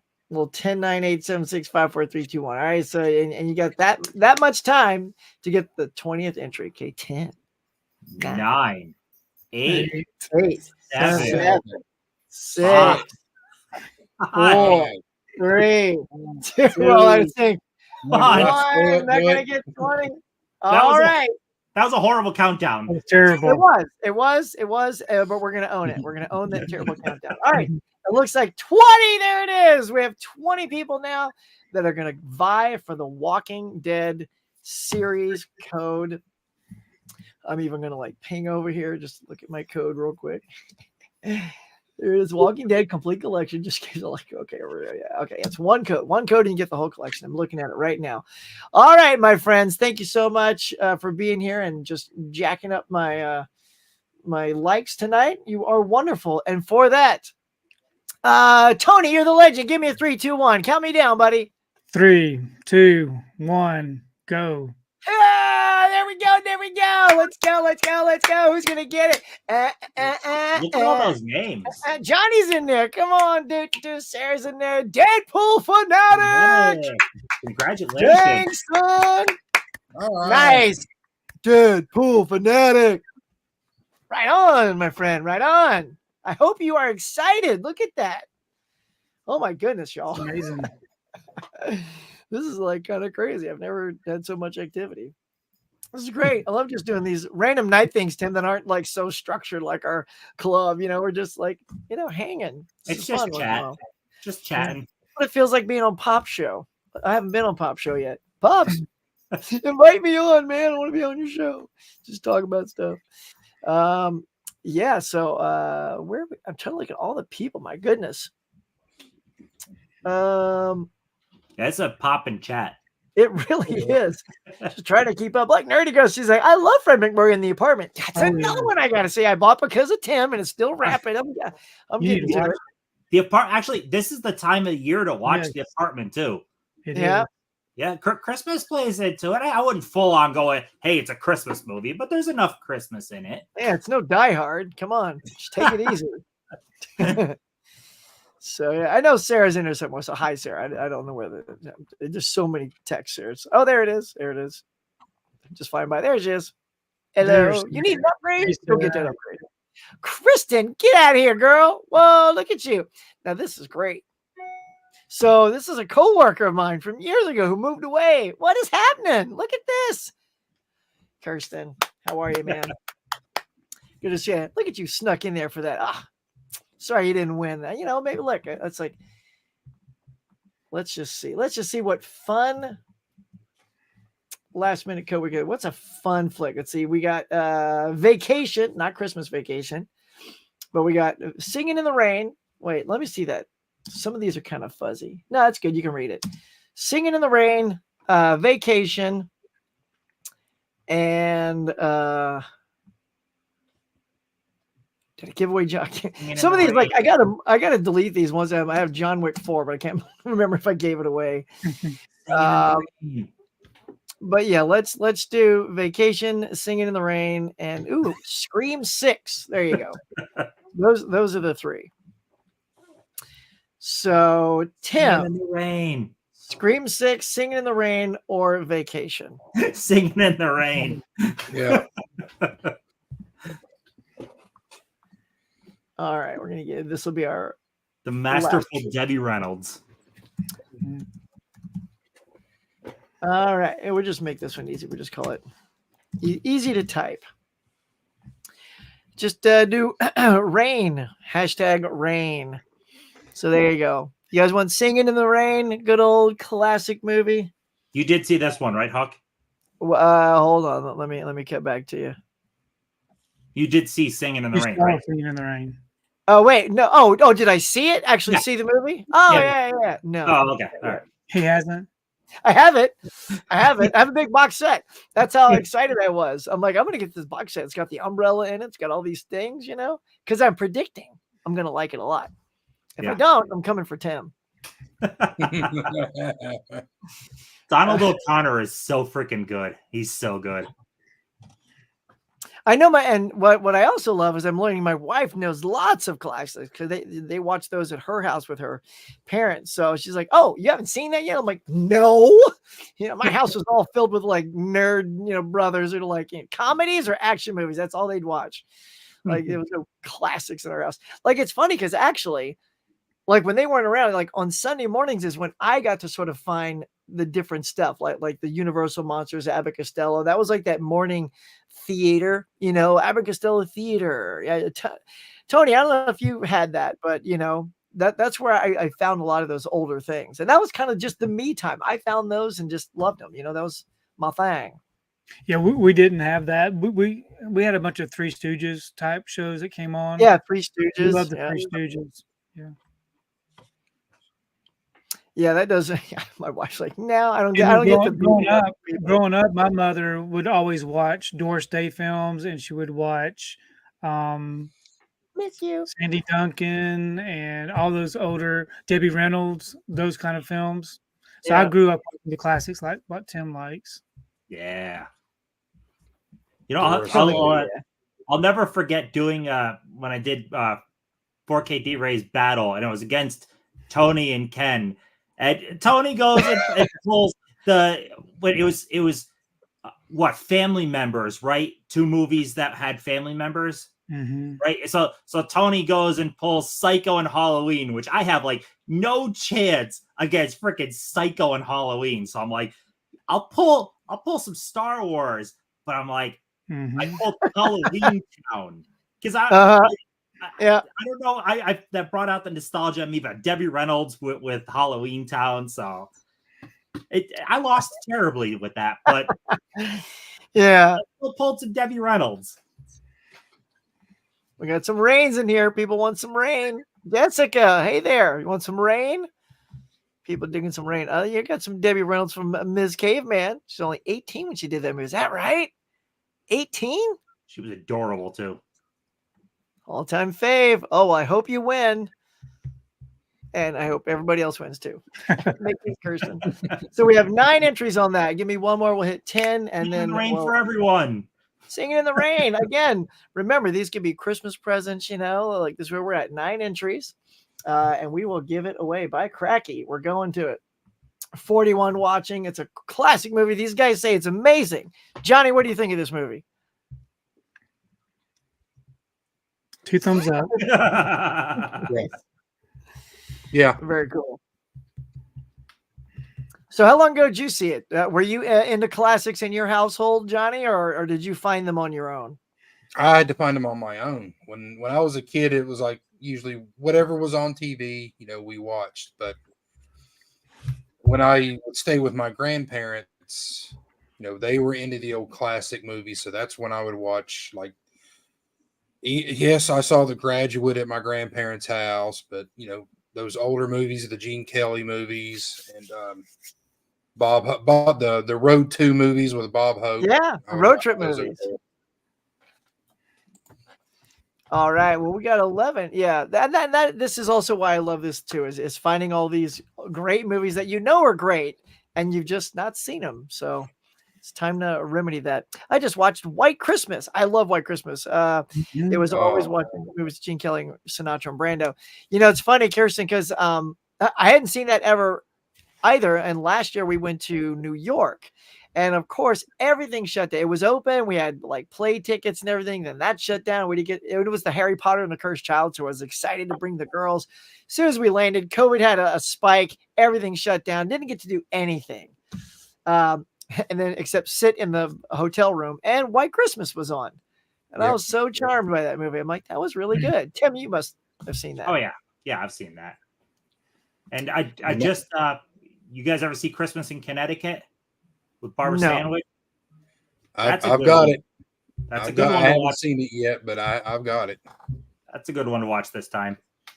All right, Johnny, count me down. 3, 2, 1. Let's give away some rain. 3, 2, 1. Here we go. Oh, let's go, people. Let's go. Let's go. Let's go. Who's going to get it? Oh. Wilkie, look at that. Nice. Oh, Corey. Well done, buddy. Well done. Look at you. Came in at the last segment. You know, when it gets down to that last tick, I can see everybody just going, like, come on, Hey, come on, Huck. come on. Huck, Yeah. I think you may have another visitor down below waiting to get. Oh, do we? Oh, yeah. Look, it's Fish, y'all. Fish. Fish. What's up, Fish? Hey guys. Hey, buddy. Look Hey. at that. More people joining. And Tony, at any point, I know you're super popular and you got a thing tonight. Let me know if you got to bail at any time. I will. Fish is filling in for you. He'll be your backup. Yeah, I'll go ahead and call it a night, but I appreciate it. And congratulations on 4K. It's been good chatting with all of y'all. Thanks, Tony. You too, buddy. Well, tell us where we're headed. Pleasure's You're headed, ours. so that when I'm done, we'll send people over. Yeah, so at 10:30, I'll be on Pop's Movie Dungeon, and we'll be talking about our 5 biggest regret titles that we picked up last year. I know one of them is what we choose. And do broken box sets count? I guess we'll find out. Yeah. I will be All right right, back Tony. too.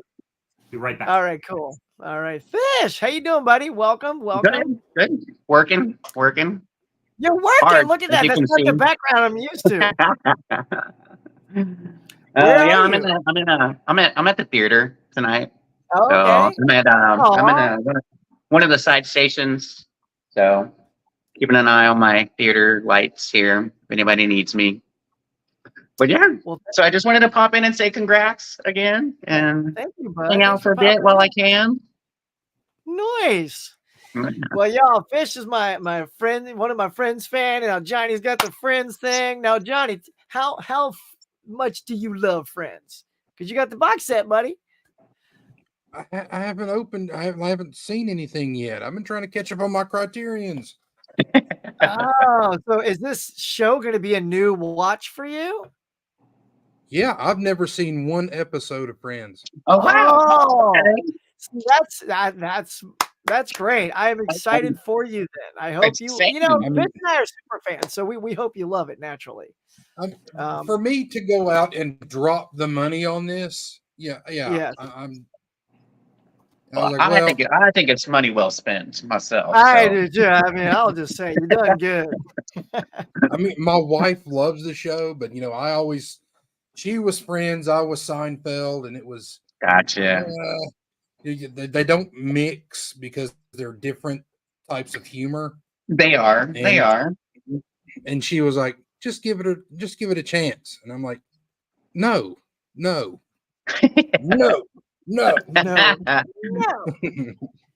But yeah, give me a second. Give me a second. Somebody needs me. I'll be right back. Of from course. some of the things I've seen on TikTok and stuff like that, I'm like, all right, I'll give it a chance. So Corey says 40 is a real steal for those seasons. It really is. It really is. Yeah, R.A.P. Matthew Perry. That was so shocking to hear about that with Matthew Perry. Yeah. But I don't know. Have you? I read his book, and actually, whenever it's an autobiography, I always get the audio version because I love hearing the actual author tell that story. There's something about hearing it from their mouth. It's different if it's just like some book read by somebody. Then you could just read the book instead. But if it's an autobiography, like I've listened to Bruce Campbell, Simon Pegg, Steve Martin, Cassandra Peterson, aka Elvira, all of those were just absolutely stunning listens, Yeah, that's right, Kirsten. Look, he's never seen it, but man, we got to hear, buddy. We got to hear as you go, one season at a time. You don't have to go show by show, but if season one's done, you're like digging it, or you're like, oh, I need to get a drink. Nice. You're wearing me out here, Huck. No, it's impossible. I don't wear people out. No. She says, let's see, while traveling, you could always find Friends on TV in Korea. Oh, is that right when you went? Yeah. And it's in Korean, right? So it must be hilarious to watch them speak with Korean. It says you need to update those. Okay. Updates with no spoilers. Cool. Well, I am so stoked, y'all, to have everybody here tonight. All the people that have come in. We hit almost 60 likes. You know me. Round me up to 60. And it's a good night right there. if you're new and you're experiencing all these guys, go to Johnny, Tony, Tim, Fish's channel. Try to remind me. I'll put the links down below. I'll probably sign off and go, oh, I'm exhausted. And then like it's posted and you forget all about it. Anybody ever do that? You're like, I gotta remember, I'll put the link below, and then you sign off, and then like 2 weeks later, you're like, I didn't put any links below. Yep. It's so easy to forget. Yeah, I've done so it. Tim, tell our fans, our audience here about the upcoming recommendation show we got coming up next Friday. Oh, we'll be doing recommendations for Christmas movies, which looking forward to. I've watched one of my 3, but I'm more of a generally binge them right before type of person. Yes, you are. So yeah, I'm looking forward to it. It's gonna be a good show. It's funny. I watched 2 of them, and the third one, which was yours, I started last night, and then 16 minutes in, I even forget what it was. Kid and Pause, you'll probably tell me. We had to stop. Like, I'm like, oh, okay, I'll come and help. And then like I'd have to, I'm going to start it over. I was only 16 minutes in. I was like, oh man, it was good, you know? Yeah. So yeah, Tim's was Miracle on 34th Street, in case y'all want to know. We've announced those before. So yep. Yeah. Curious what you'll think. Yeah, it's going to be good. So what was on your watch plate? Do you remember them? Probably got them written down. I have them written down. I don't remember. Yeah, exactly. I've only watched so far. Derek recommended Spirited, which I've watched Spirited. I still have to watch yours and Mike's, which they're written down. Right on. I know I'm the same way. Yeah, but we get so deep in these sometimes. We're like, hey, what'd you recommend to me? It's like, and then I go, I don't know. And then I'm looking around to see what I wrote down. So now I try to leave myself more notes, or I'll go to my own text, and text myself the stuff that I told you. So because we talk so much, it gets buried. There's so many movies flying back and forth. Yeah. Yeah. Couldn't do it. Fish. Oh, he's gone. He's still working with his friends. Let's see. Johnny. Let's find out. So you're hopping along. You hit your nice little goal there. How is your channel chugging along? Is it what you'd hope for? It sounds like it's what you hope for. People are watching and listening and bringing you on channels, and you're stuff like that. Are you going to keep doing what you're doing because it's working? Do you have like something like a goal for your? They always say January. Get new goals or whatever. Is there like just one additional goal you want to give yourself or your channel? All right, look, what my channel's doing at now, I had no idea I would be here. I thought I would have at least like 45, maybe 50 by this time. So I'm at 540 is the last number I checked. I am beyond happy where I'm at now, but nice, dude. I don't want to be content. I want to keep going. So the one goal I do have, obviously we all want to hit the 1,000. I'm not seeing that until maybe mid next year. So I want to get to at least 6 before my 1 year anniversary. 600 before my 1 year anniversary. Nice. And when's your 1 year anniversary? What's that date so we can say happy anniversary? So I think that like the end of February, like the 25th, maybe. That's totally doable. Yeah, man. Yeah, you're not that far away. And all it takes is look, just tell somebody it's Black Friday on December 10th. Go out and put Black Friday on there and you'll make it. It's like crazy. But that's great, dude. I think that's definitely an achievable goal. Fish, I was asking Johnny. So, we have our channels and they are where they are right now.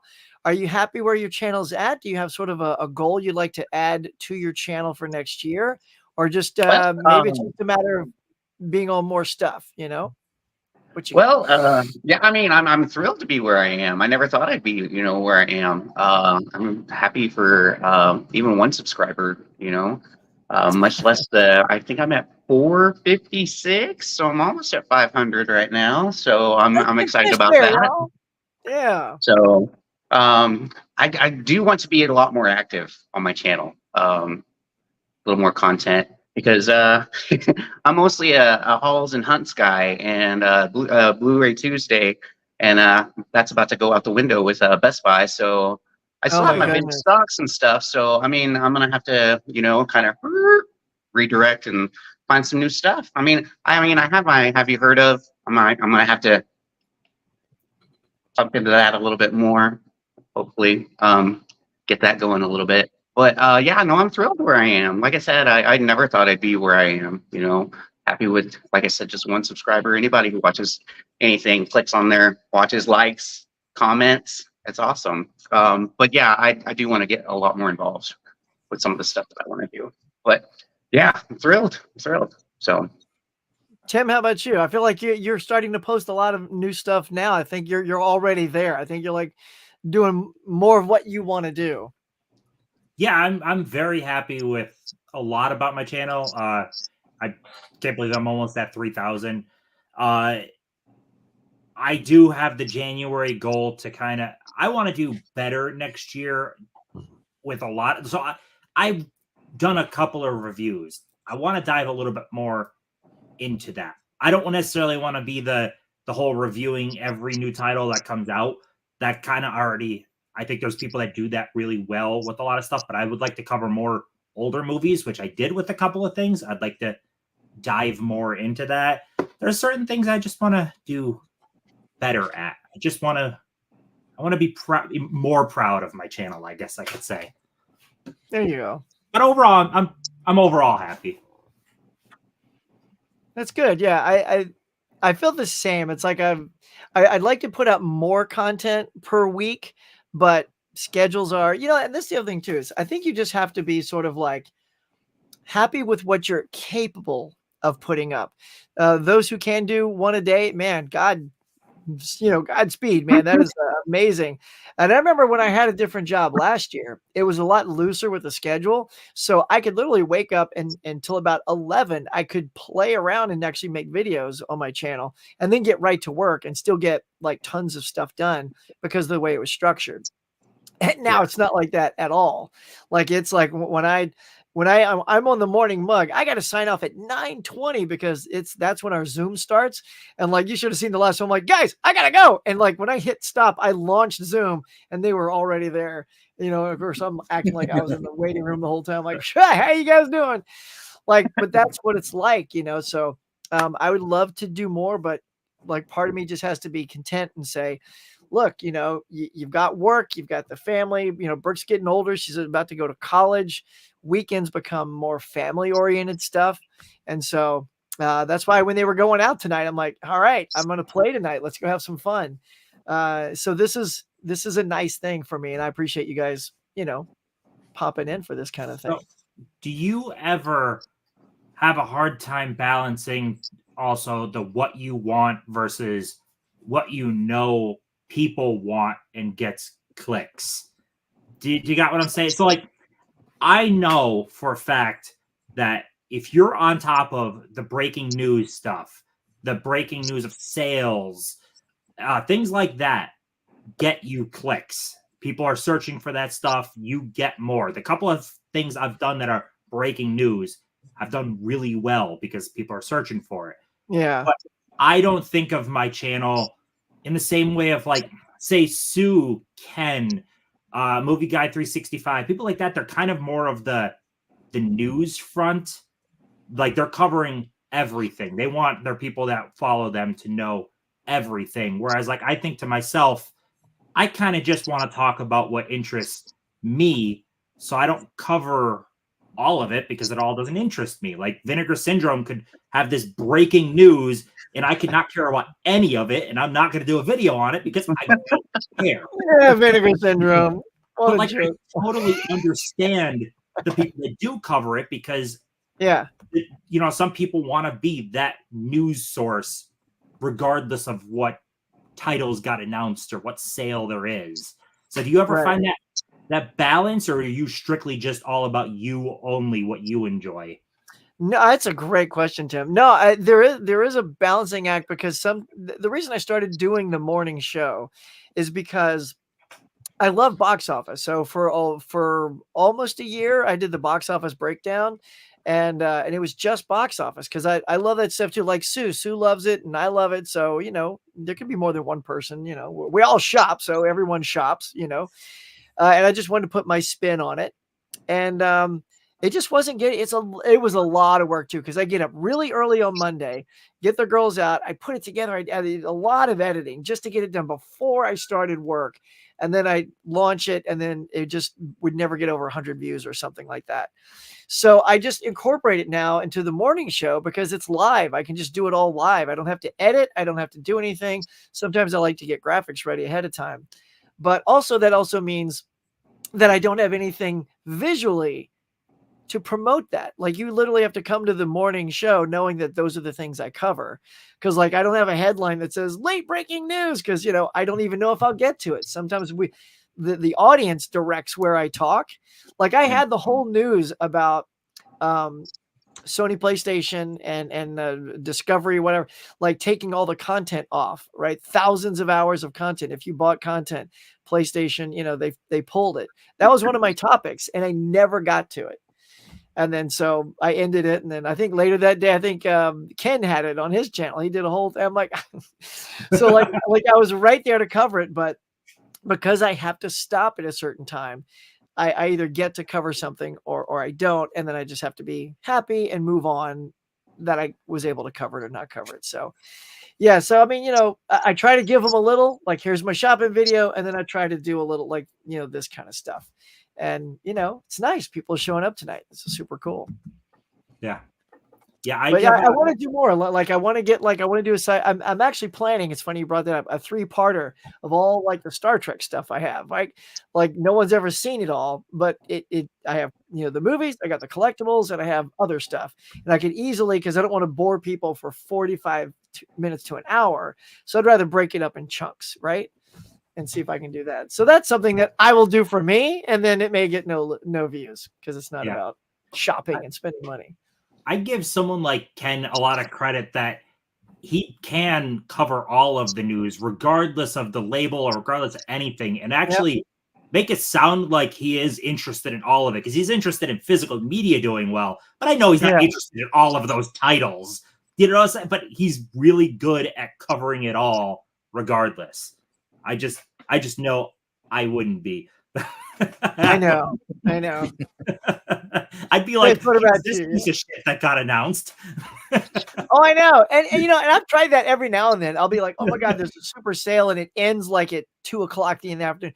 So I've tried to put things up like that. Okay, guys, this is very timely. And it says here at 2:00 it's going to end. So go get it.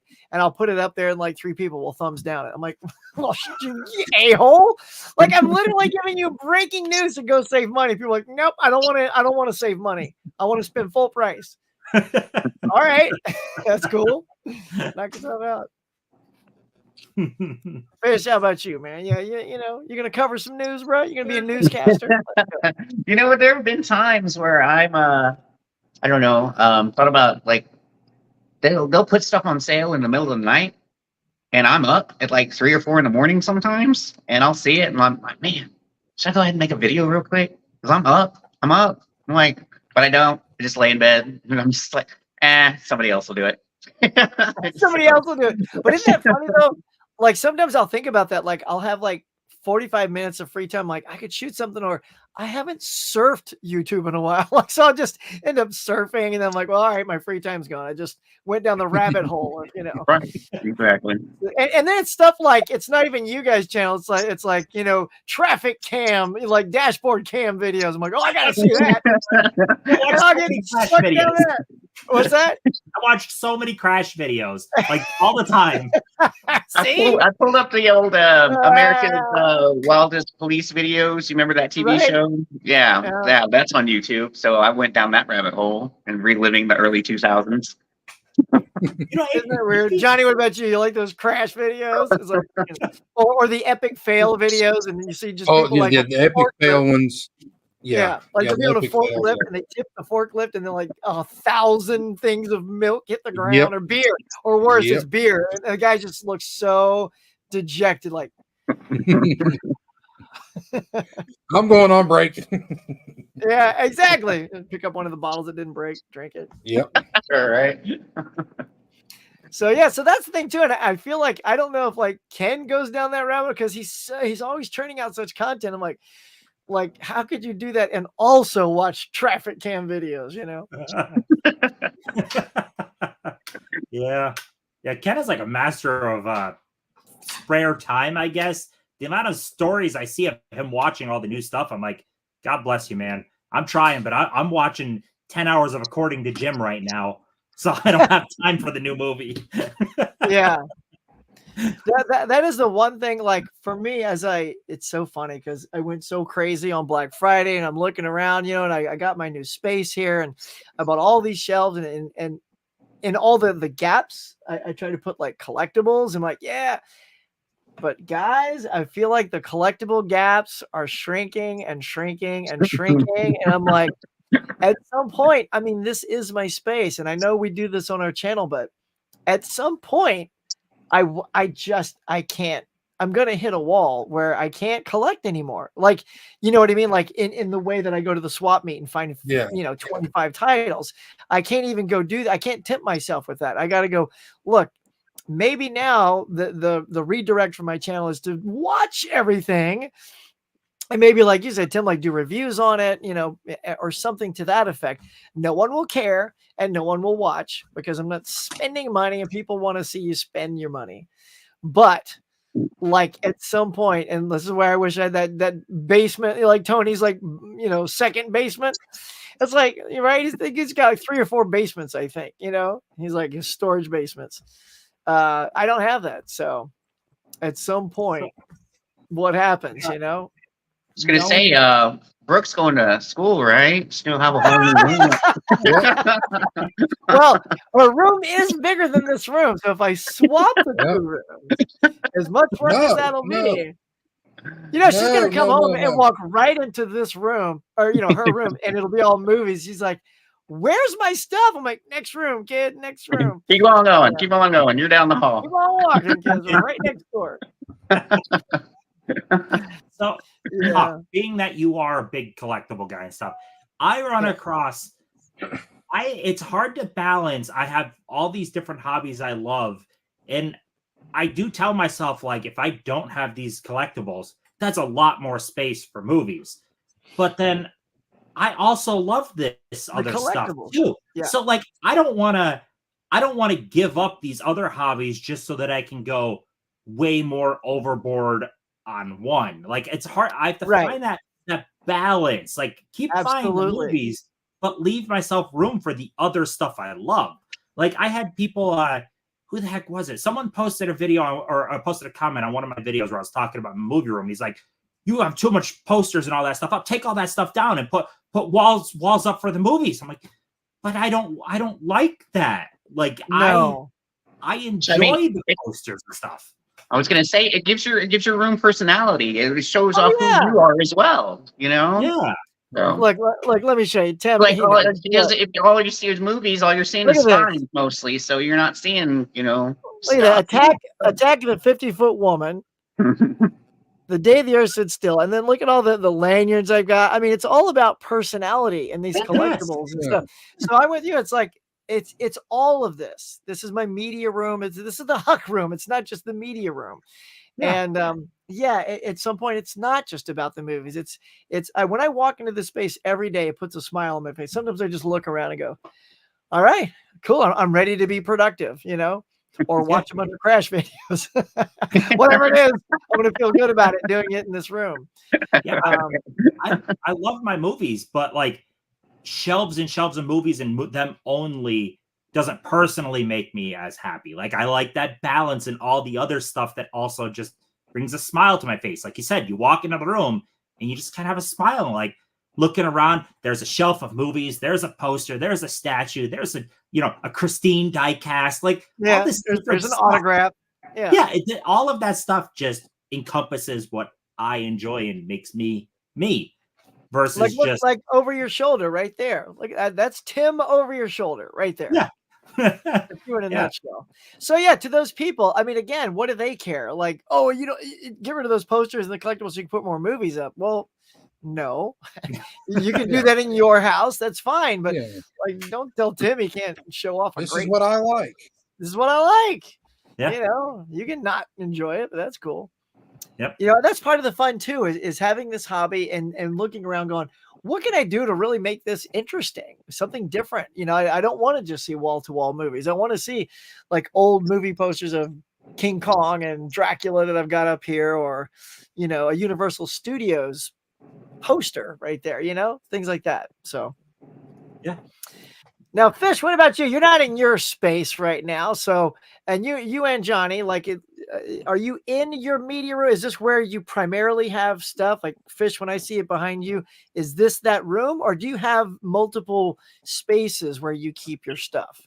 I do not actually. I am in a 3-bedroom apartment with me and 3 other guys. So I have the master bedroom. So I have the bigger room plus the bathroom. So I do not have a whole lot of room because there's 2 other bedrooms that are full, and then one of the other roommates, his room is the living room. So so I've got the one big shelf that I have behind me that I have videos on, or lives whenever I do them, and then I have another shelf off to the side. I need to buy another shelf because I've got stuff all over the floor. I mean, like all over the floor. Like I still haven't put up stuff from oh my gosh, the DVD tournament or the VHS. I mean, like I've got like stacks of movies like I still need to put back up in the closet. But yeah, that's all I have is my bedroom, and that's where I film. That's where I have all my movies, and that's where I watch all my movies. But yeah, that one room is my little haven, and yeah, I've got everything in there. But yeah, so I don't put up a whole lot.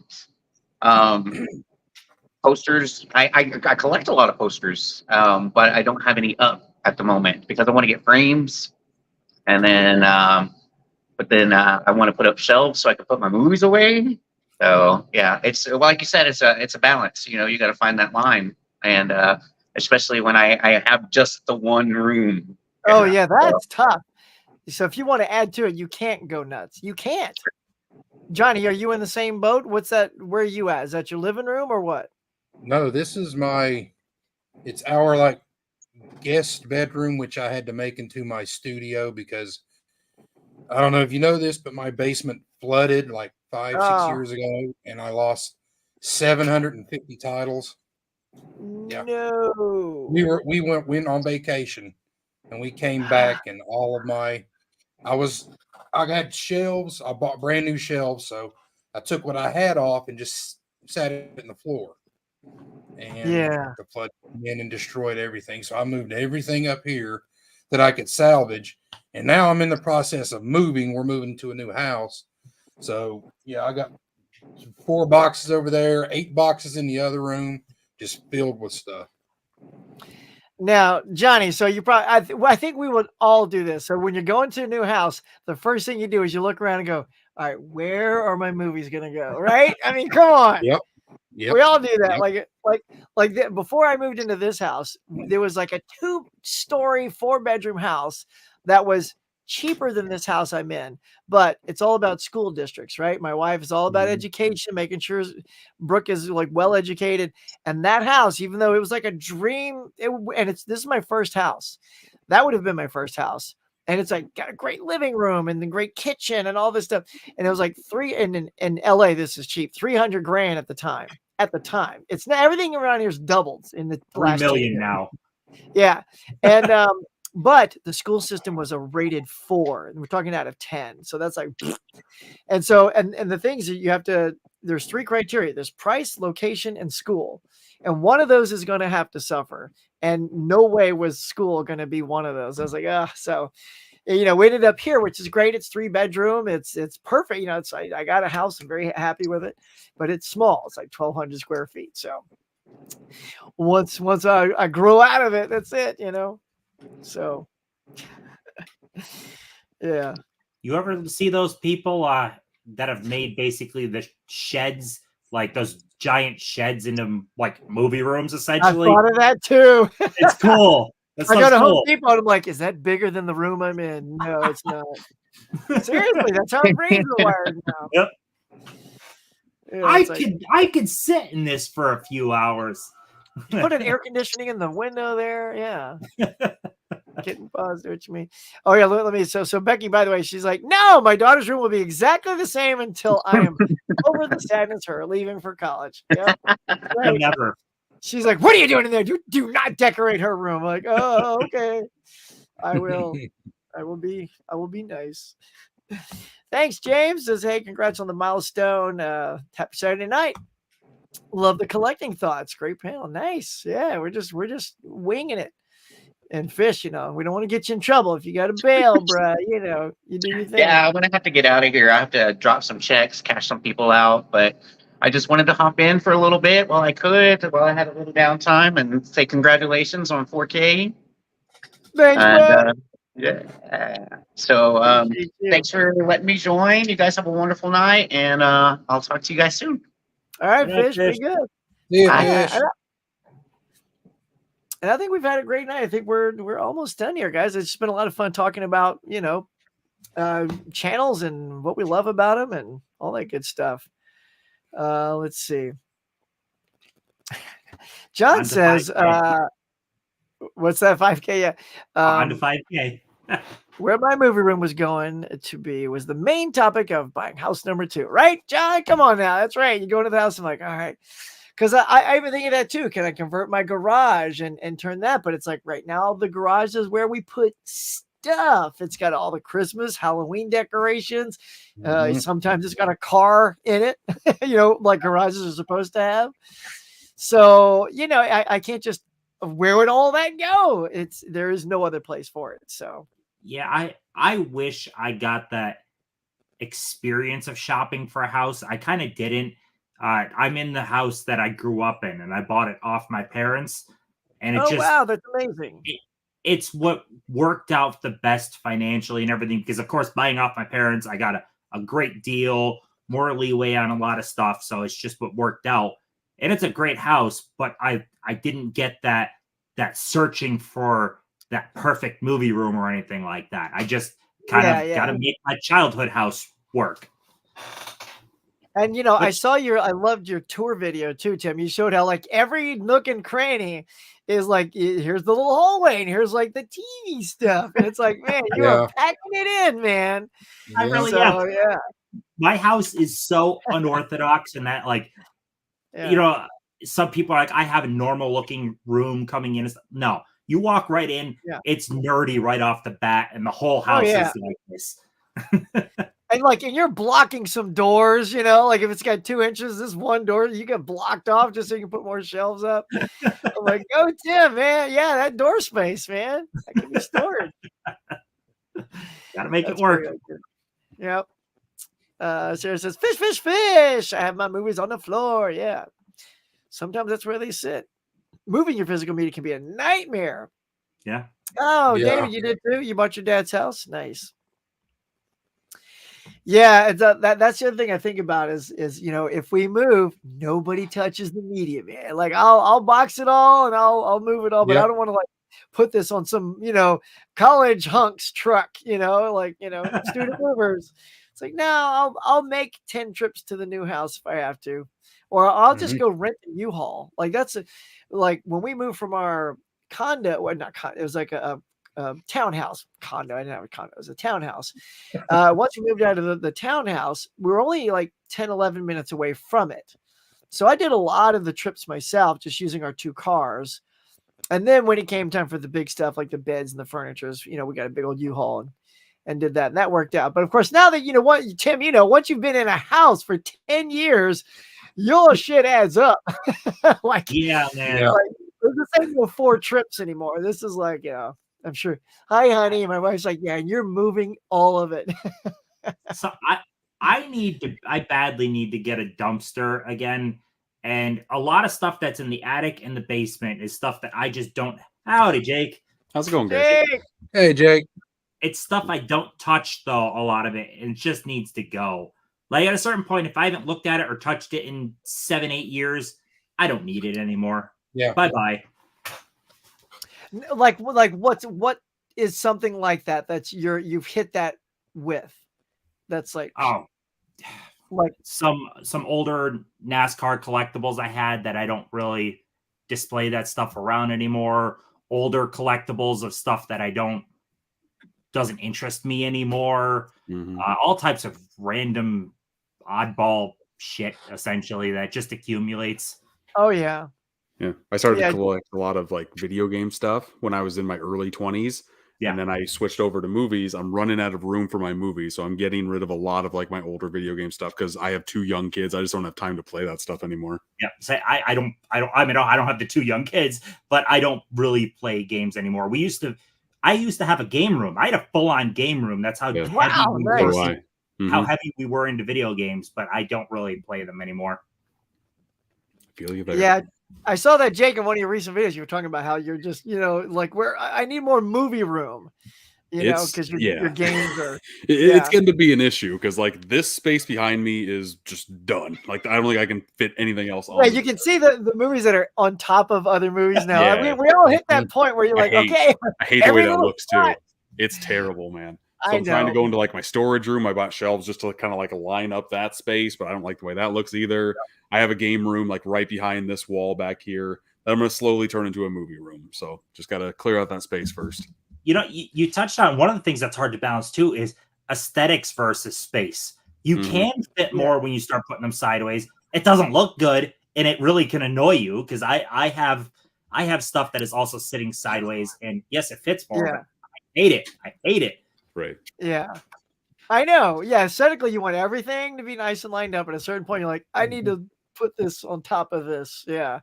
So, Jake, then if you got the game room on the other side, you want to turn into your movie room. Are you going to keep this space also, or does it need to be one or the other? No, I think it's going to have to be both. At this point, I think it's going to have to be both. I think in the span of like 3-4 years, I'm probably going to fill up that room as well. So it's just the way that my collecting has evolved at this point. That's awesome, though. Yeah.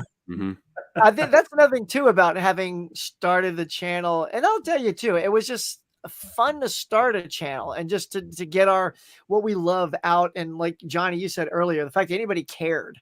Like, I just started it. Who knew, And, you sort of get that sort of, carrot dangled from Ken go, oh, you can be on my show with great, and that put eyeballs on my thing. And then you just keep at it.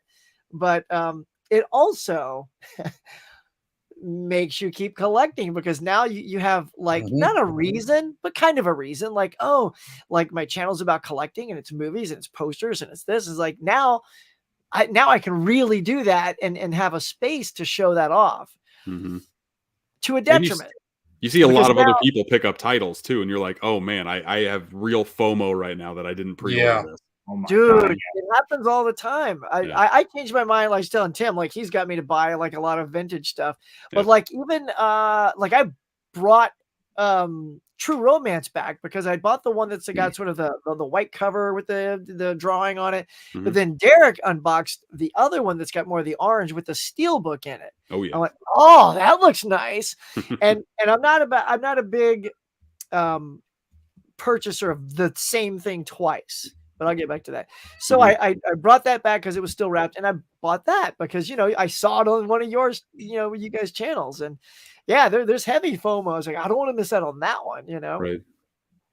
Yeah, FOMO is dangerous. Yeah, it's so dangerous. So let me throw this out there, and this is the collecting thing that I wanted to bring up even when Tony was here. This is like a big topic for everybody here.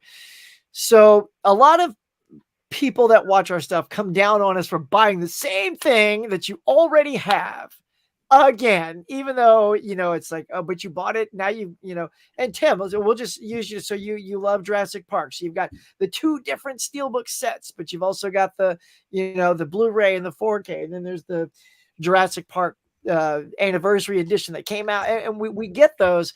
And so the mentality I try to maybe throw in front of people is sometimes it's not about double dipping. Like it is for something like when a studio screws us over by releasing the Blu-ray, it says no 4K and like Violent Night. And then a year later, there's the 4K. You lied.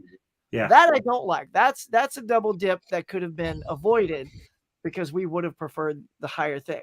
Right. When it's something you love, I'm going to allocate it to this. So if anybody's watching, I love Star Trek, right? And I specifically wanted the individual ones, but for Christmas, I also had my wife get this for me, right? This is the same movie that's over there, but sometimes you got to look at these as a collectible, right? So this is like, I look at this like a phaser that I have, or a uniform that I bought. That's right, I got a Star Trek uniform. Get over it. But you know what I mean? Like, this becomes a collectible. So if you think of sometimes when you double, triple dip about it being just another collectible for that movie you love, you can justify it a little bit better to the people who say, why are you buying all those versions?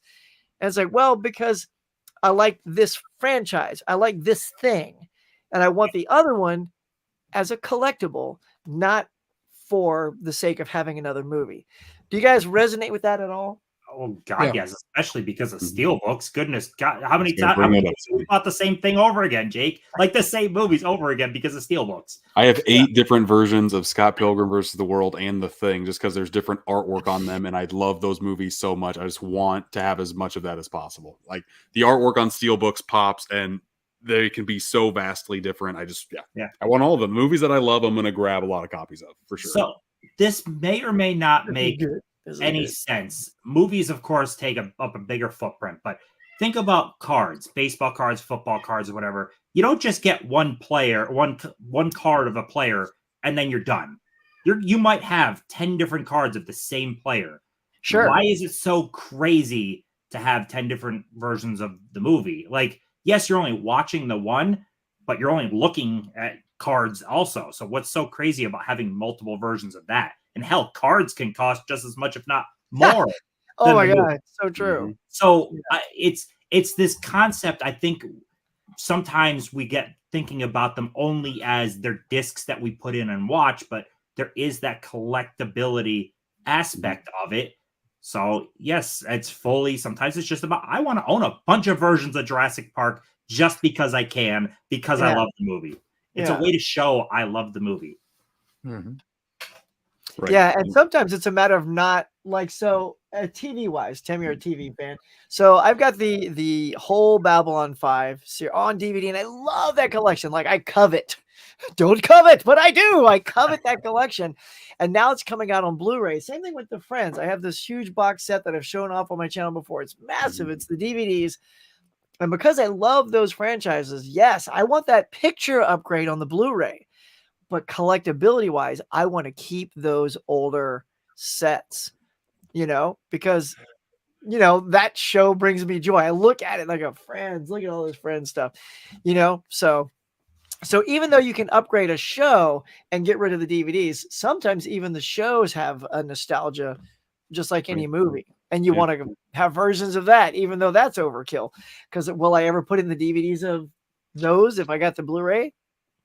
Probably not. Friends, maybe, because they did edit those shows when they put them on Blu-ray.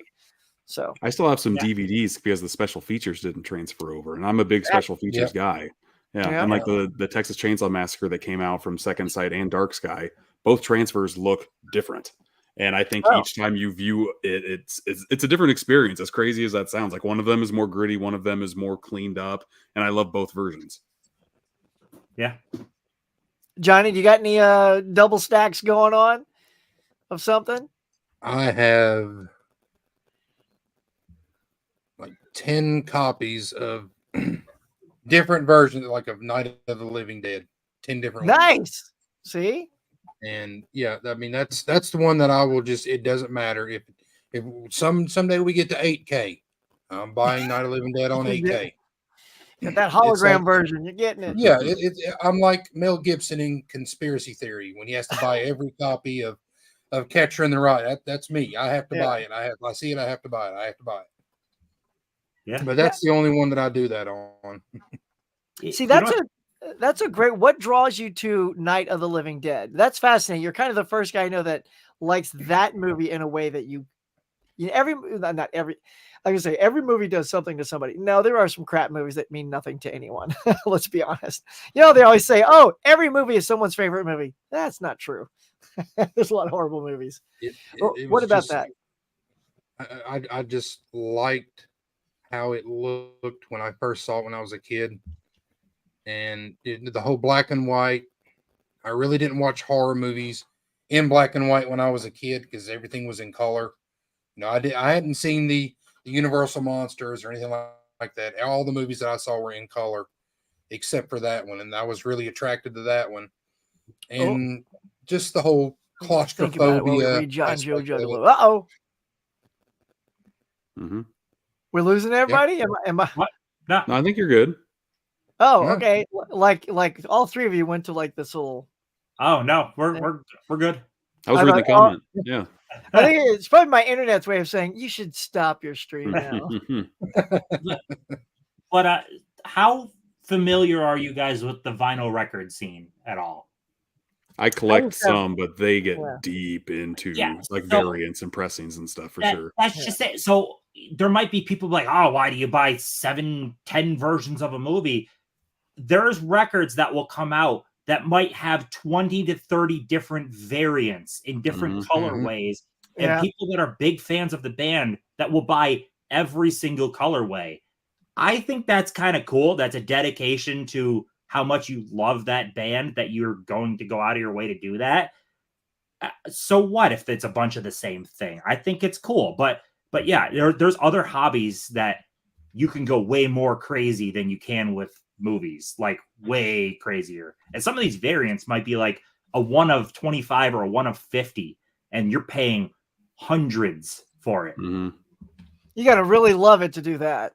But there's people I'm on a lot of like vinyl sites, and there's people that they'll show a big picture of all of them on the floor with the records out, all their different colorways, and it's like 20 different versions of the same exact record. I mean, think about Taylor Swift fans. Taylor Swift has a crazy following. There's absolutely people buying every single colorway of her records. Oh yeah, and didn't she re-recorded her stuff because the studios are just sucking all of her money away. So once the rights came back to her, she re-records them and puts them out, and now she's getting that money. Yeah, But then good on her. But that record can come out from this store in clear, and this store will release it red. Right. This store will have black. Like the same exact record could be across a whole bunch of different stores in different colors, and people will buy every one of them. Yeah, I think you touched upon it a little bit earlier, Huck. It's just love. Like whatever you collect, you love collecting that type of whatever it is. Like when I used to collect video games, I wanted every Mario game because I loved them as a kid. So I just wanted everything that I possibly could. Didn't matter if it was Super Mario Brothers on Nintendo, Super Nintendo, just as many times as I could get it, I wanted it. And I think that just comes down to the person, like what kind of collector you are and how much you love something. It's true. Yeah, and it's like this is a great point. Is the comic books also have variant covers? So you got to get that new X-Men one. They redid it at a #1, and they got each character has their own cover. It's the same comic inside, but that cover, man. I got really into collecting comics like my too. sophomore year of college. My God, yeah, that's what I was getting into it. Yeah, I was actually into comics pretty heavy for a little bit myself, and I had to bow out because I have a very kind of addictive personality to certain things, and like I was going really overboard, and I was buying multiple variants of the same exact comic, and it's like, all right, you gotta chill. You don't love this hobby as much as you love some of your other stuff. You gotta cut something. Comics is a rabbit hole that cuts deep, man. Like you can drop $100 a week easy. Oh yeah, yep. And what about those storylines that would populate other books? So if like you're in Marvel, it's like, okay, you got to get the Captain America this week, but then it continues in Thor, and then it continues in, and you're like, oh my God, no, don't do that to me. Because it's their way of trying to up the sales of those other books, It's like a part-time job just trying to figure out like how I can follow the same story plot. It's nuts. It's so true. Yeah, I went down that a lot. And then, that's also why when you start collecting, then you start to decide, well, as you start to stop collecting, which ones do you get rid of first? So I always ended up at the very end of my comic collecting. I ended up with the team up books. So it would be the Avengers for Marvel and Justice League, because that was my way of getting the most characters in one book before I finally called it quits. Just worked its way down like that. Yeah. All right, let's see. Yeah, variant issues. Surprise 8 tracks haven't had a comeback, right? Just wait. Yeah. We are going to hit the point right now, DVDs, people can't give them away. They're a quarter, 50 cents. We're going to hit that point where DVDs are going to start being more collected and not seeing them as much. Like, I don't know about you guys. I'm running across now. I don't see VCRs out in thrift stores near as much now. I'm not seeing CRT TVs out in thrift stores that much. And the VHS selections are way smaller now. Like, so we're going to hit that with DVDs. Though there will be that point where people are going to be like, oh my God, I'm buying all these DVDs now. Are there, see, the one thing I had, this is sort of an opposite FOMO, but the one thing I sort of regret is when I started upgrading to Blu-ray, I did get rid of a lot of really nice DVDs that had like these, and DVD did the one thing Blu-ray just really, other than boutique labels when they do the sweetness, right, is just inherently a nice release of a DVD would have cool packaging and the disc art would be boss. And then, do you guys remember the Easter eggs on menus? They were the like best. They would, yeah. Right? They would hide the buttons. I remember Aliens was one of those. I had the Alien box set. And you had to like go down and over and find this egg, like a little alien egg. And you clicked on that and you got the teaser trailer of Aliens. And I loved that trailer because there was no words. It was just all music. And like Michael Biehn, I just remember him like looking like over his shoulder, that great look that he's like, it's coming. And that whole thing was just music and tension. And it was brilliant. And it was a hidden Easter egg. Those are the things I miss from DVD. In Memento, you had to go through like 4 or 5 different menus and you could find what the movie would look like in chronological order. And it would play that. It's like different things like that. That's just a lost art. It's a lost medium at this point. Makes me very sad. Because just like the menus on DVDs, they spent so much time on that. Just perfecting that art because it was so new. And everybody was excited to have something like flashing on their new flat screen TVs. It was like they got rid of the CRTs, the tubes. They wanted something nice to plaster on there. And now just you pop into 4K, it's just a still image. Like that makes me sad every time that happens. Oh my God. Yeah. Blu-ray barely tried. 4K doesn't try. They don't give 4K a fuck. menus. They're just happy you bought it. No. Yeah. Oh my God, they're so bland. Oh, they don't care. Yeah. I know the menus now is sometimes I forgot what title it was, but I put it in and literally the movie started playing. I'm like, is there no menu on this? Like that blows me away because it says there's bonus features. So even though it started the movie, you had to sort of do the pop-up, right? And then there was the bar, but there was no menu. Like it literally had the pop-up, but it would only play while the movie was going. That I hated that. I was like, wow. I don't even get a still frame at the beginning. It's just literally and bonus features. That's a whole other almost lost medium. We're only getting bonus features from certain labels that actually care to put them out. The like studios almost, like brand new ones. You have to pull teeth to get studios to give you anything new. Right. Oh, that's funny. Seth Green. Yeah, I remember there was it was on the Chill Factor DVD release. You had to play a game to get a deleted scene on it. Yeah. Yeah, the Lost in Space did that. You had to play you had to guess A, B, you played a game, and then they gave you a bonus feature. That's so funny. I just remember that. Of course, I gave that DVD away, so there goes that game. But yeah. Very cool. Guys, I think we're going to start to wrap it up here. Thank you all for coming here tonight. Let's see who remembers DVD multi-angles. Oh, yeah, that was a weird thing. Yeah. You could choose the camera angle. That wasn't used as often, but yeah. And I think one of the things like that's on Blu-rays that I don't even use, but you can put chapter marks in it. Like you use your little B button and like, does anybody ever use those? Like hit your favorite, like when you get to that favorite scene, like, oh no, let's just say Phoebe Case in Fast Times at Ridgemont High. You know what I'm talking about. Favorite that sucker. John's like, yeah, man. Favorite. Yeah, it's not like the VHS days when that portion of poor Fast Times was always so wrinkled, but just real quick. It's like, what's wrong with this tape? You know what's wrong. All right, let's just pop in one last thing. Just pop in and say what's up. Hey, Dale. Thanks, buddy. Appreciate it. Hey, Dale. But yeah, guys, I think I'm going to wrap it. My girls are probably starving to death. I told them if they want to have dinner, I'll take them out. But yeah, let us know. Go around the horn just since you're here and tell everybody about your channel, and we'll get out of here. You guys have a good night. Johnny, what's up, buddy? Oh, well, you can find me on YouTube, Instagram. Sometimes I'm on TikTok. I haven't been on there as much lately. But the wife and I, we're going to do our holiday movie watch list. I think we're going to shoot the video tomorrow, and it might be up tomorrow night.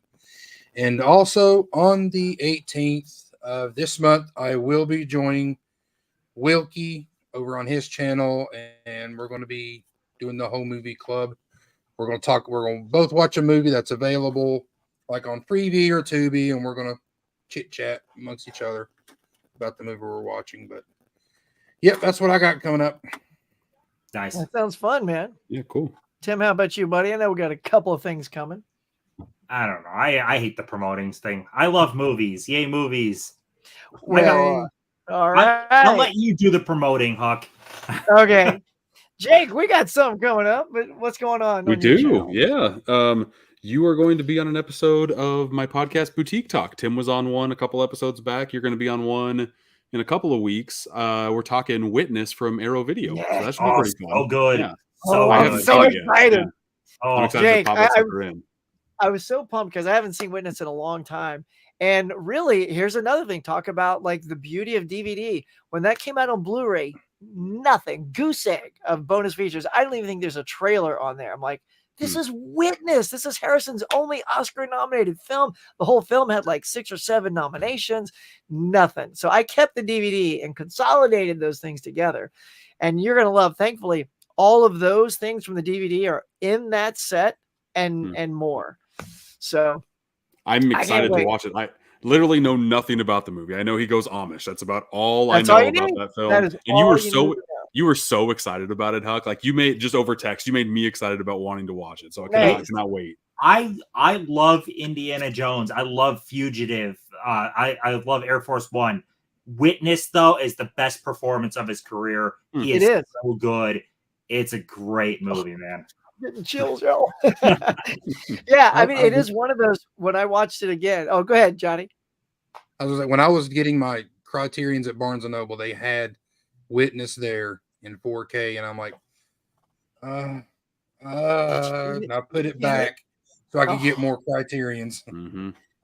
And look, I went back the next money. week, and it was gone. Oh yeah, mine only had one copy there too. Yep. But yeah, it was such a great revisit. Kelly McGillis is perfect. She's perfect, and when you get a chance to see the bonus feature talk, you'll see like how they found her and why she was great in it, and just so much to talk about. I'll stop right there. Getting me hyped. I can't wait. Yeah. I was just happy that it holds up every time I see it. It holds up. His performance holds up. And it's funny because Peter Weir was supposed to do Mosquito Coast before that, but it got shut down, which is why he revisited Witness to do that. And then ironically, him and Harrison did Mosquito Coast after that. Like they weren't together doing Witness, Mosquito Coast prior. That was like a different cast and everything. Mm-hmm. I think they had such a good union on that. They did Mosquito Coast. So, and that's when you could see Harrison was really taking swings, trying something new. And his audience either let him or didn't let. Like they were all good on Witness, but they weren't all good on Mosquito Coast. I don't know if you guys have seen that, but that's such a departure for what his fans allowed him to do that it wasn't. I loved his performance in that as well. And that's another thing. It's not on Blu-ray. It'd be nice, but yeah. So yeah, I can't wait. Coming up on the Collectors Club next Friday, we're going to do our recommendation for the Christmas movies on Derek's channel, Convicted Cinephile. And then 2 days later, right back here on this channel, we're going to do our Christmas Collectors Club episode. So come on back and check that out. And we'll also put this out there if you're watching now. If anybody wants to send in a video about Christmas collectibles, maybe there's some Christmas things you want to show off, Jake or Johnny, if you got any Christmas collectibles or anybody watching, let me know. Go over, hit either of us up, me, Mike, Tim, or Derek on Instagram. And if you got you want to shoot a quick little video, 2 to 3 minutes, awesome. Let's see some of those Christmas collectibles. So Yeah, man, that is going to do it. Thank you all so much for coming out here. Jake, for popping in. Appreciate it. Yeah. Special thanks to Fish and Tony, who were here earlier, for coming here on my 4,000 subs. This was a lot of fun. 4K for the 4K crowd. Right? Congratulations, man. Yeah. Congratulations, Hawk. All right. And congratulations to everybody that won the stuff. I'm already going to forget who won, so make sure you remind me so I can get you those codes. Until next time, I'll catch you guys later. Let's roll that silly little video. Here we go.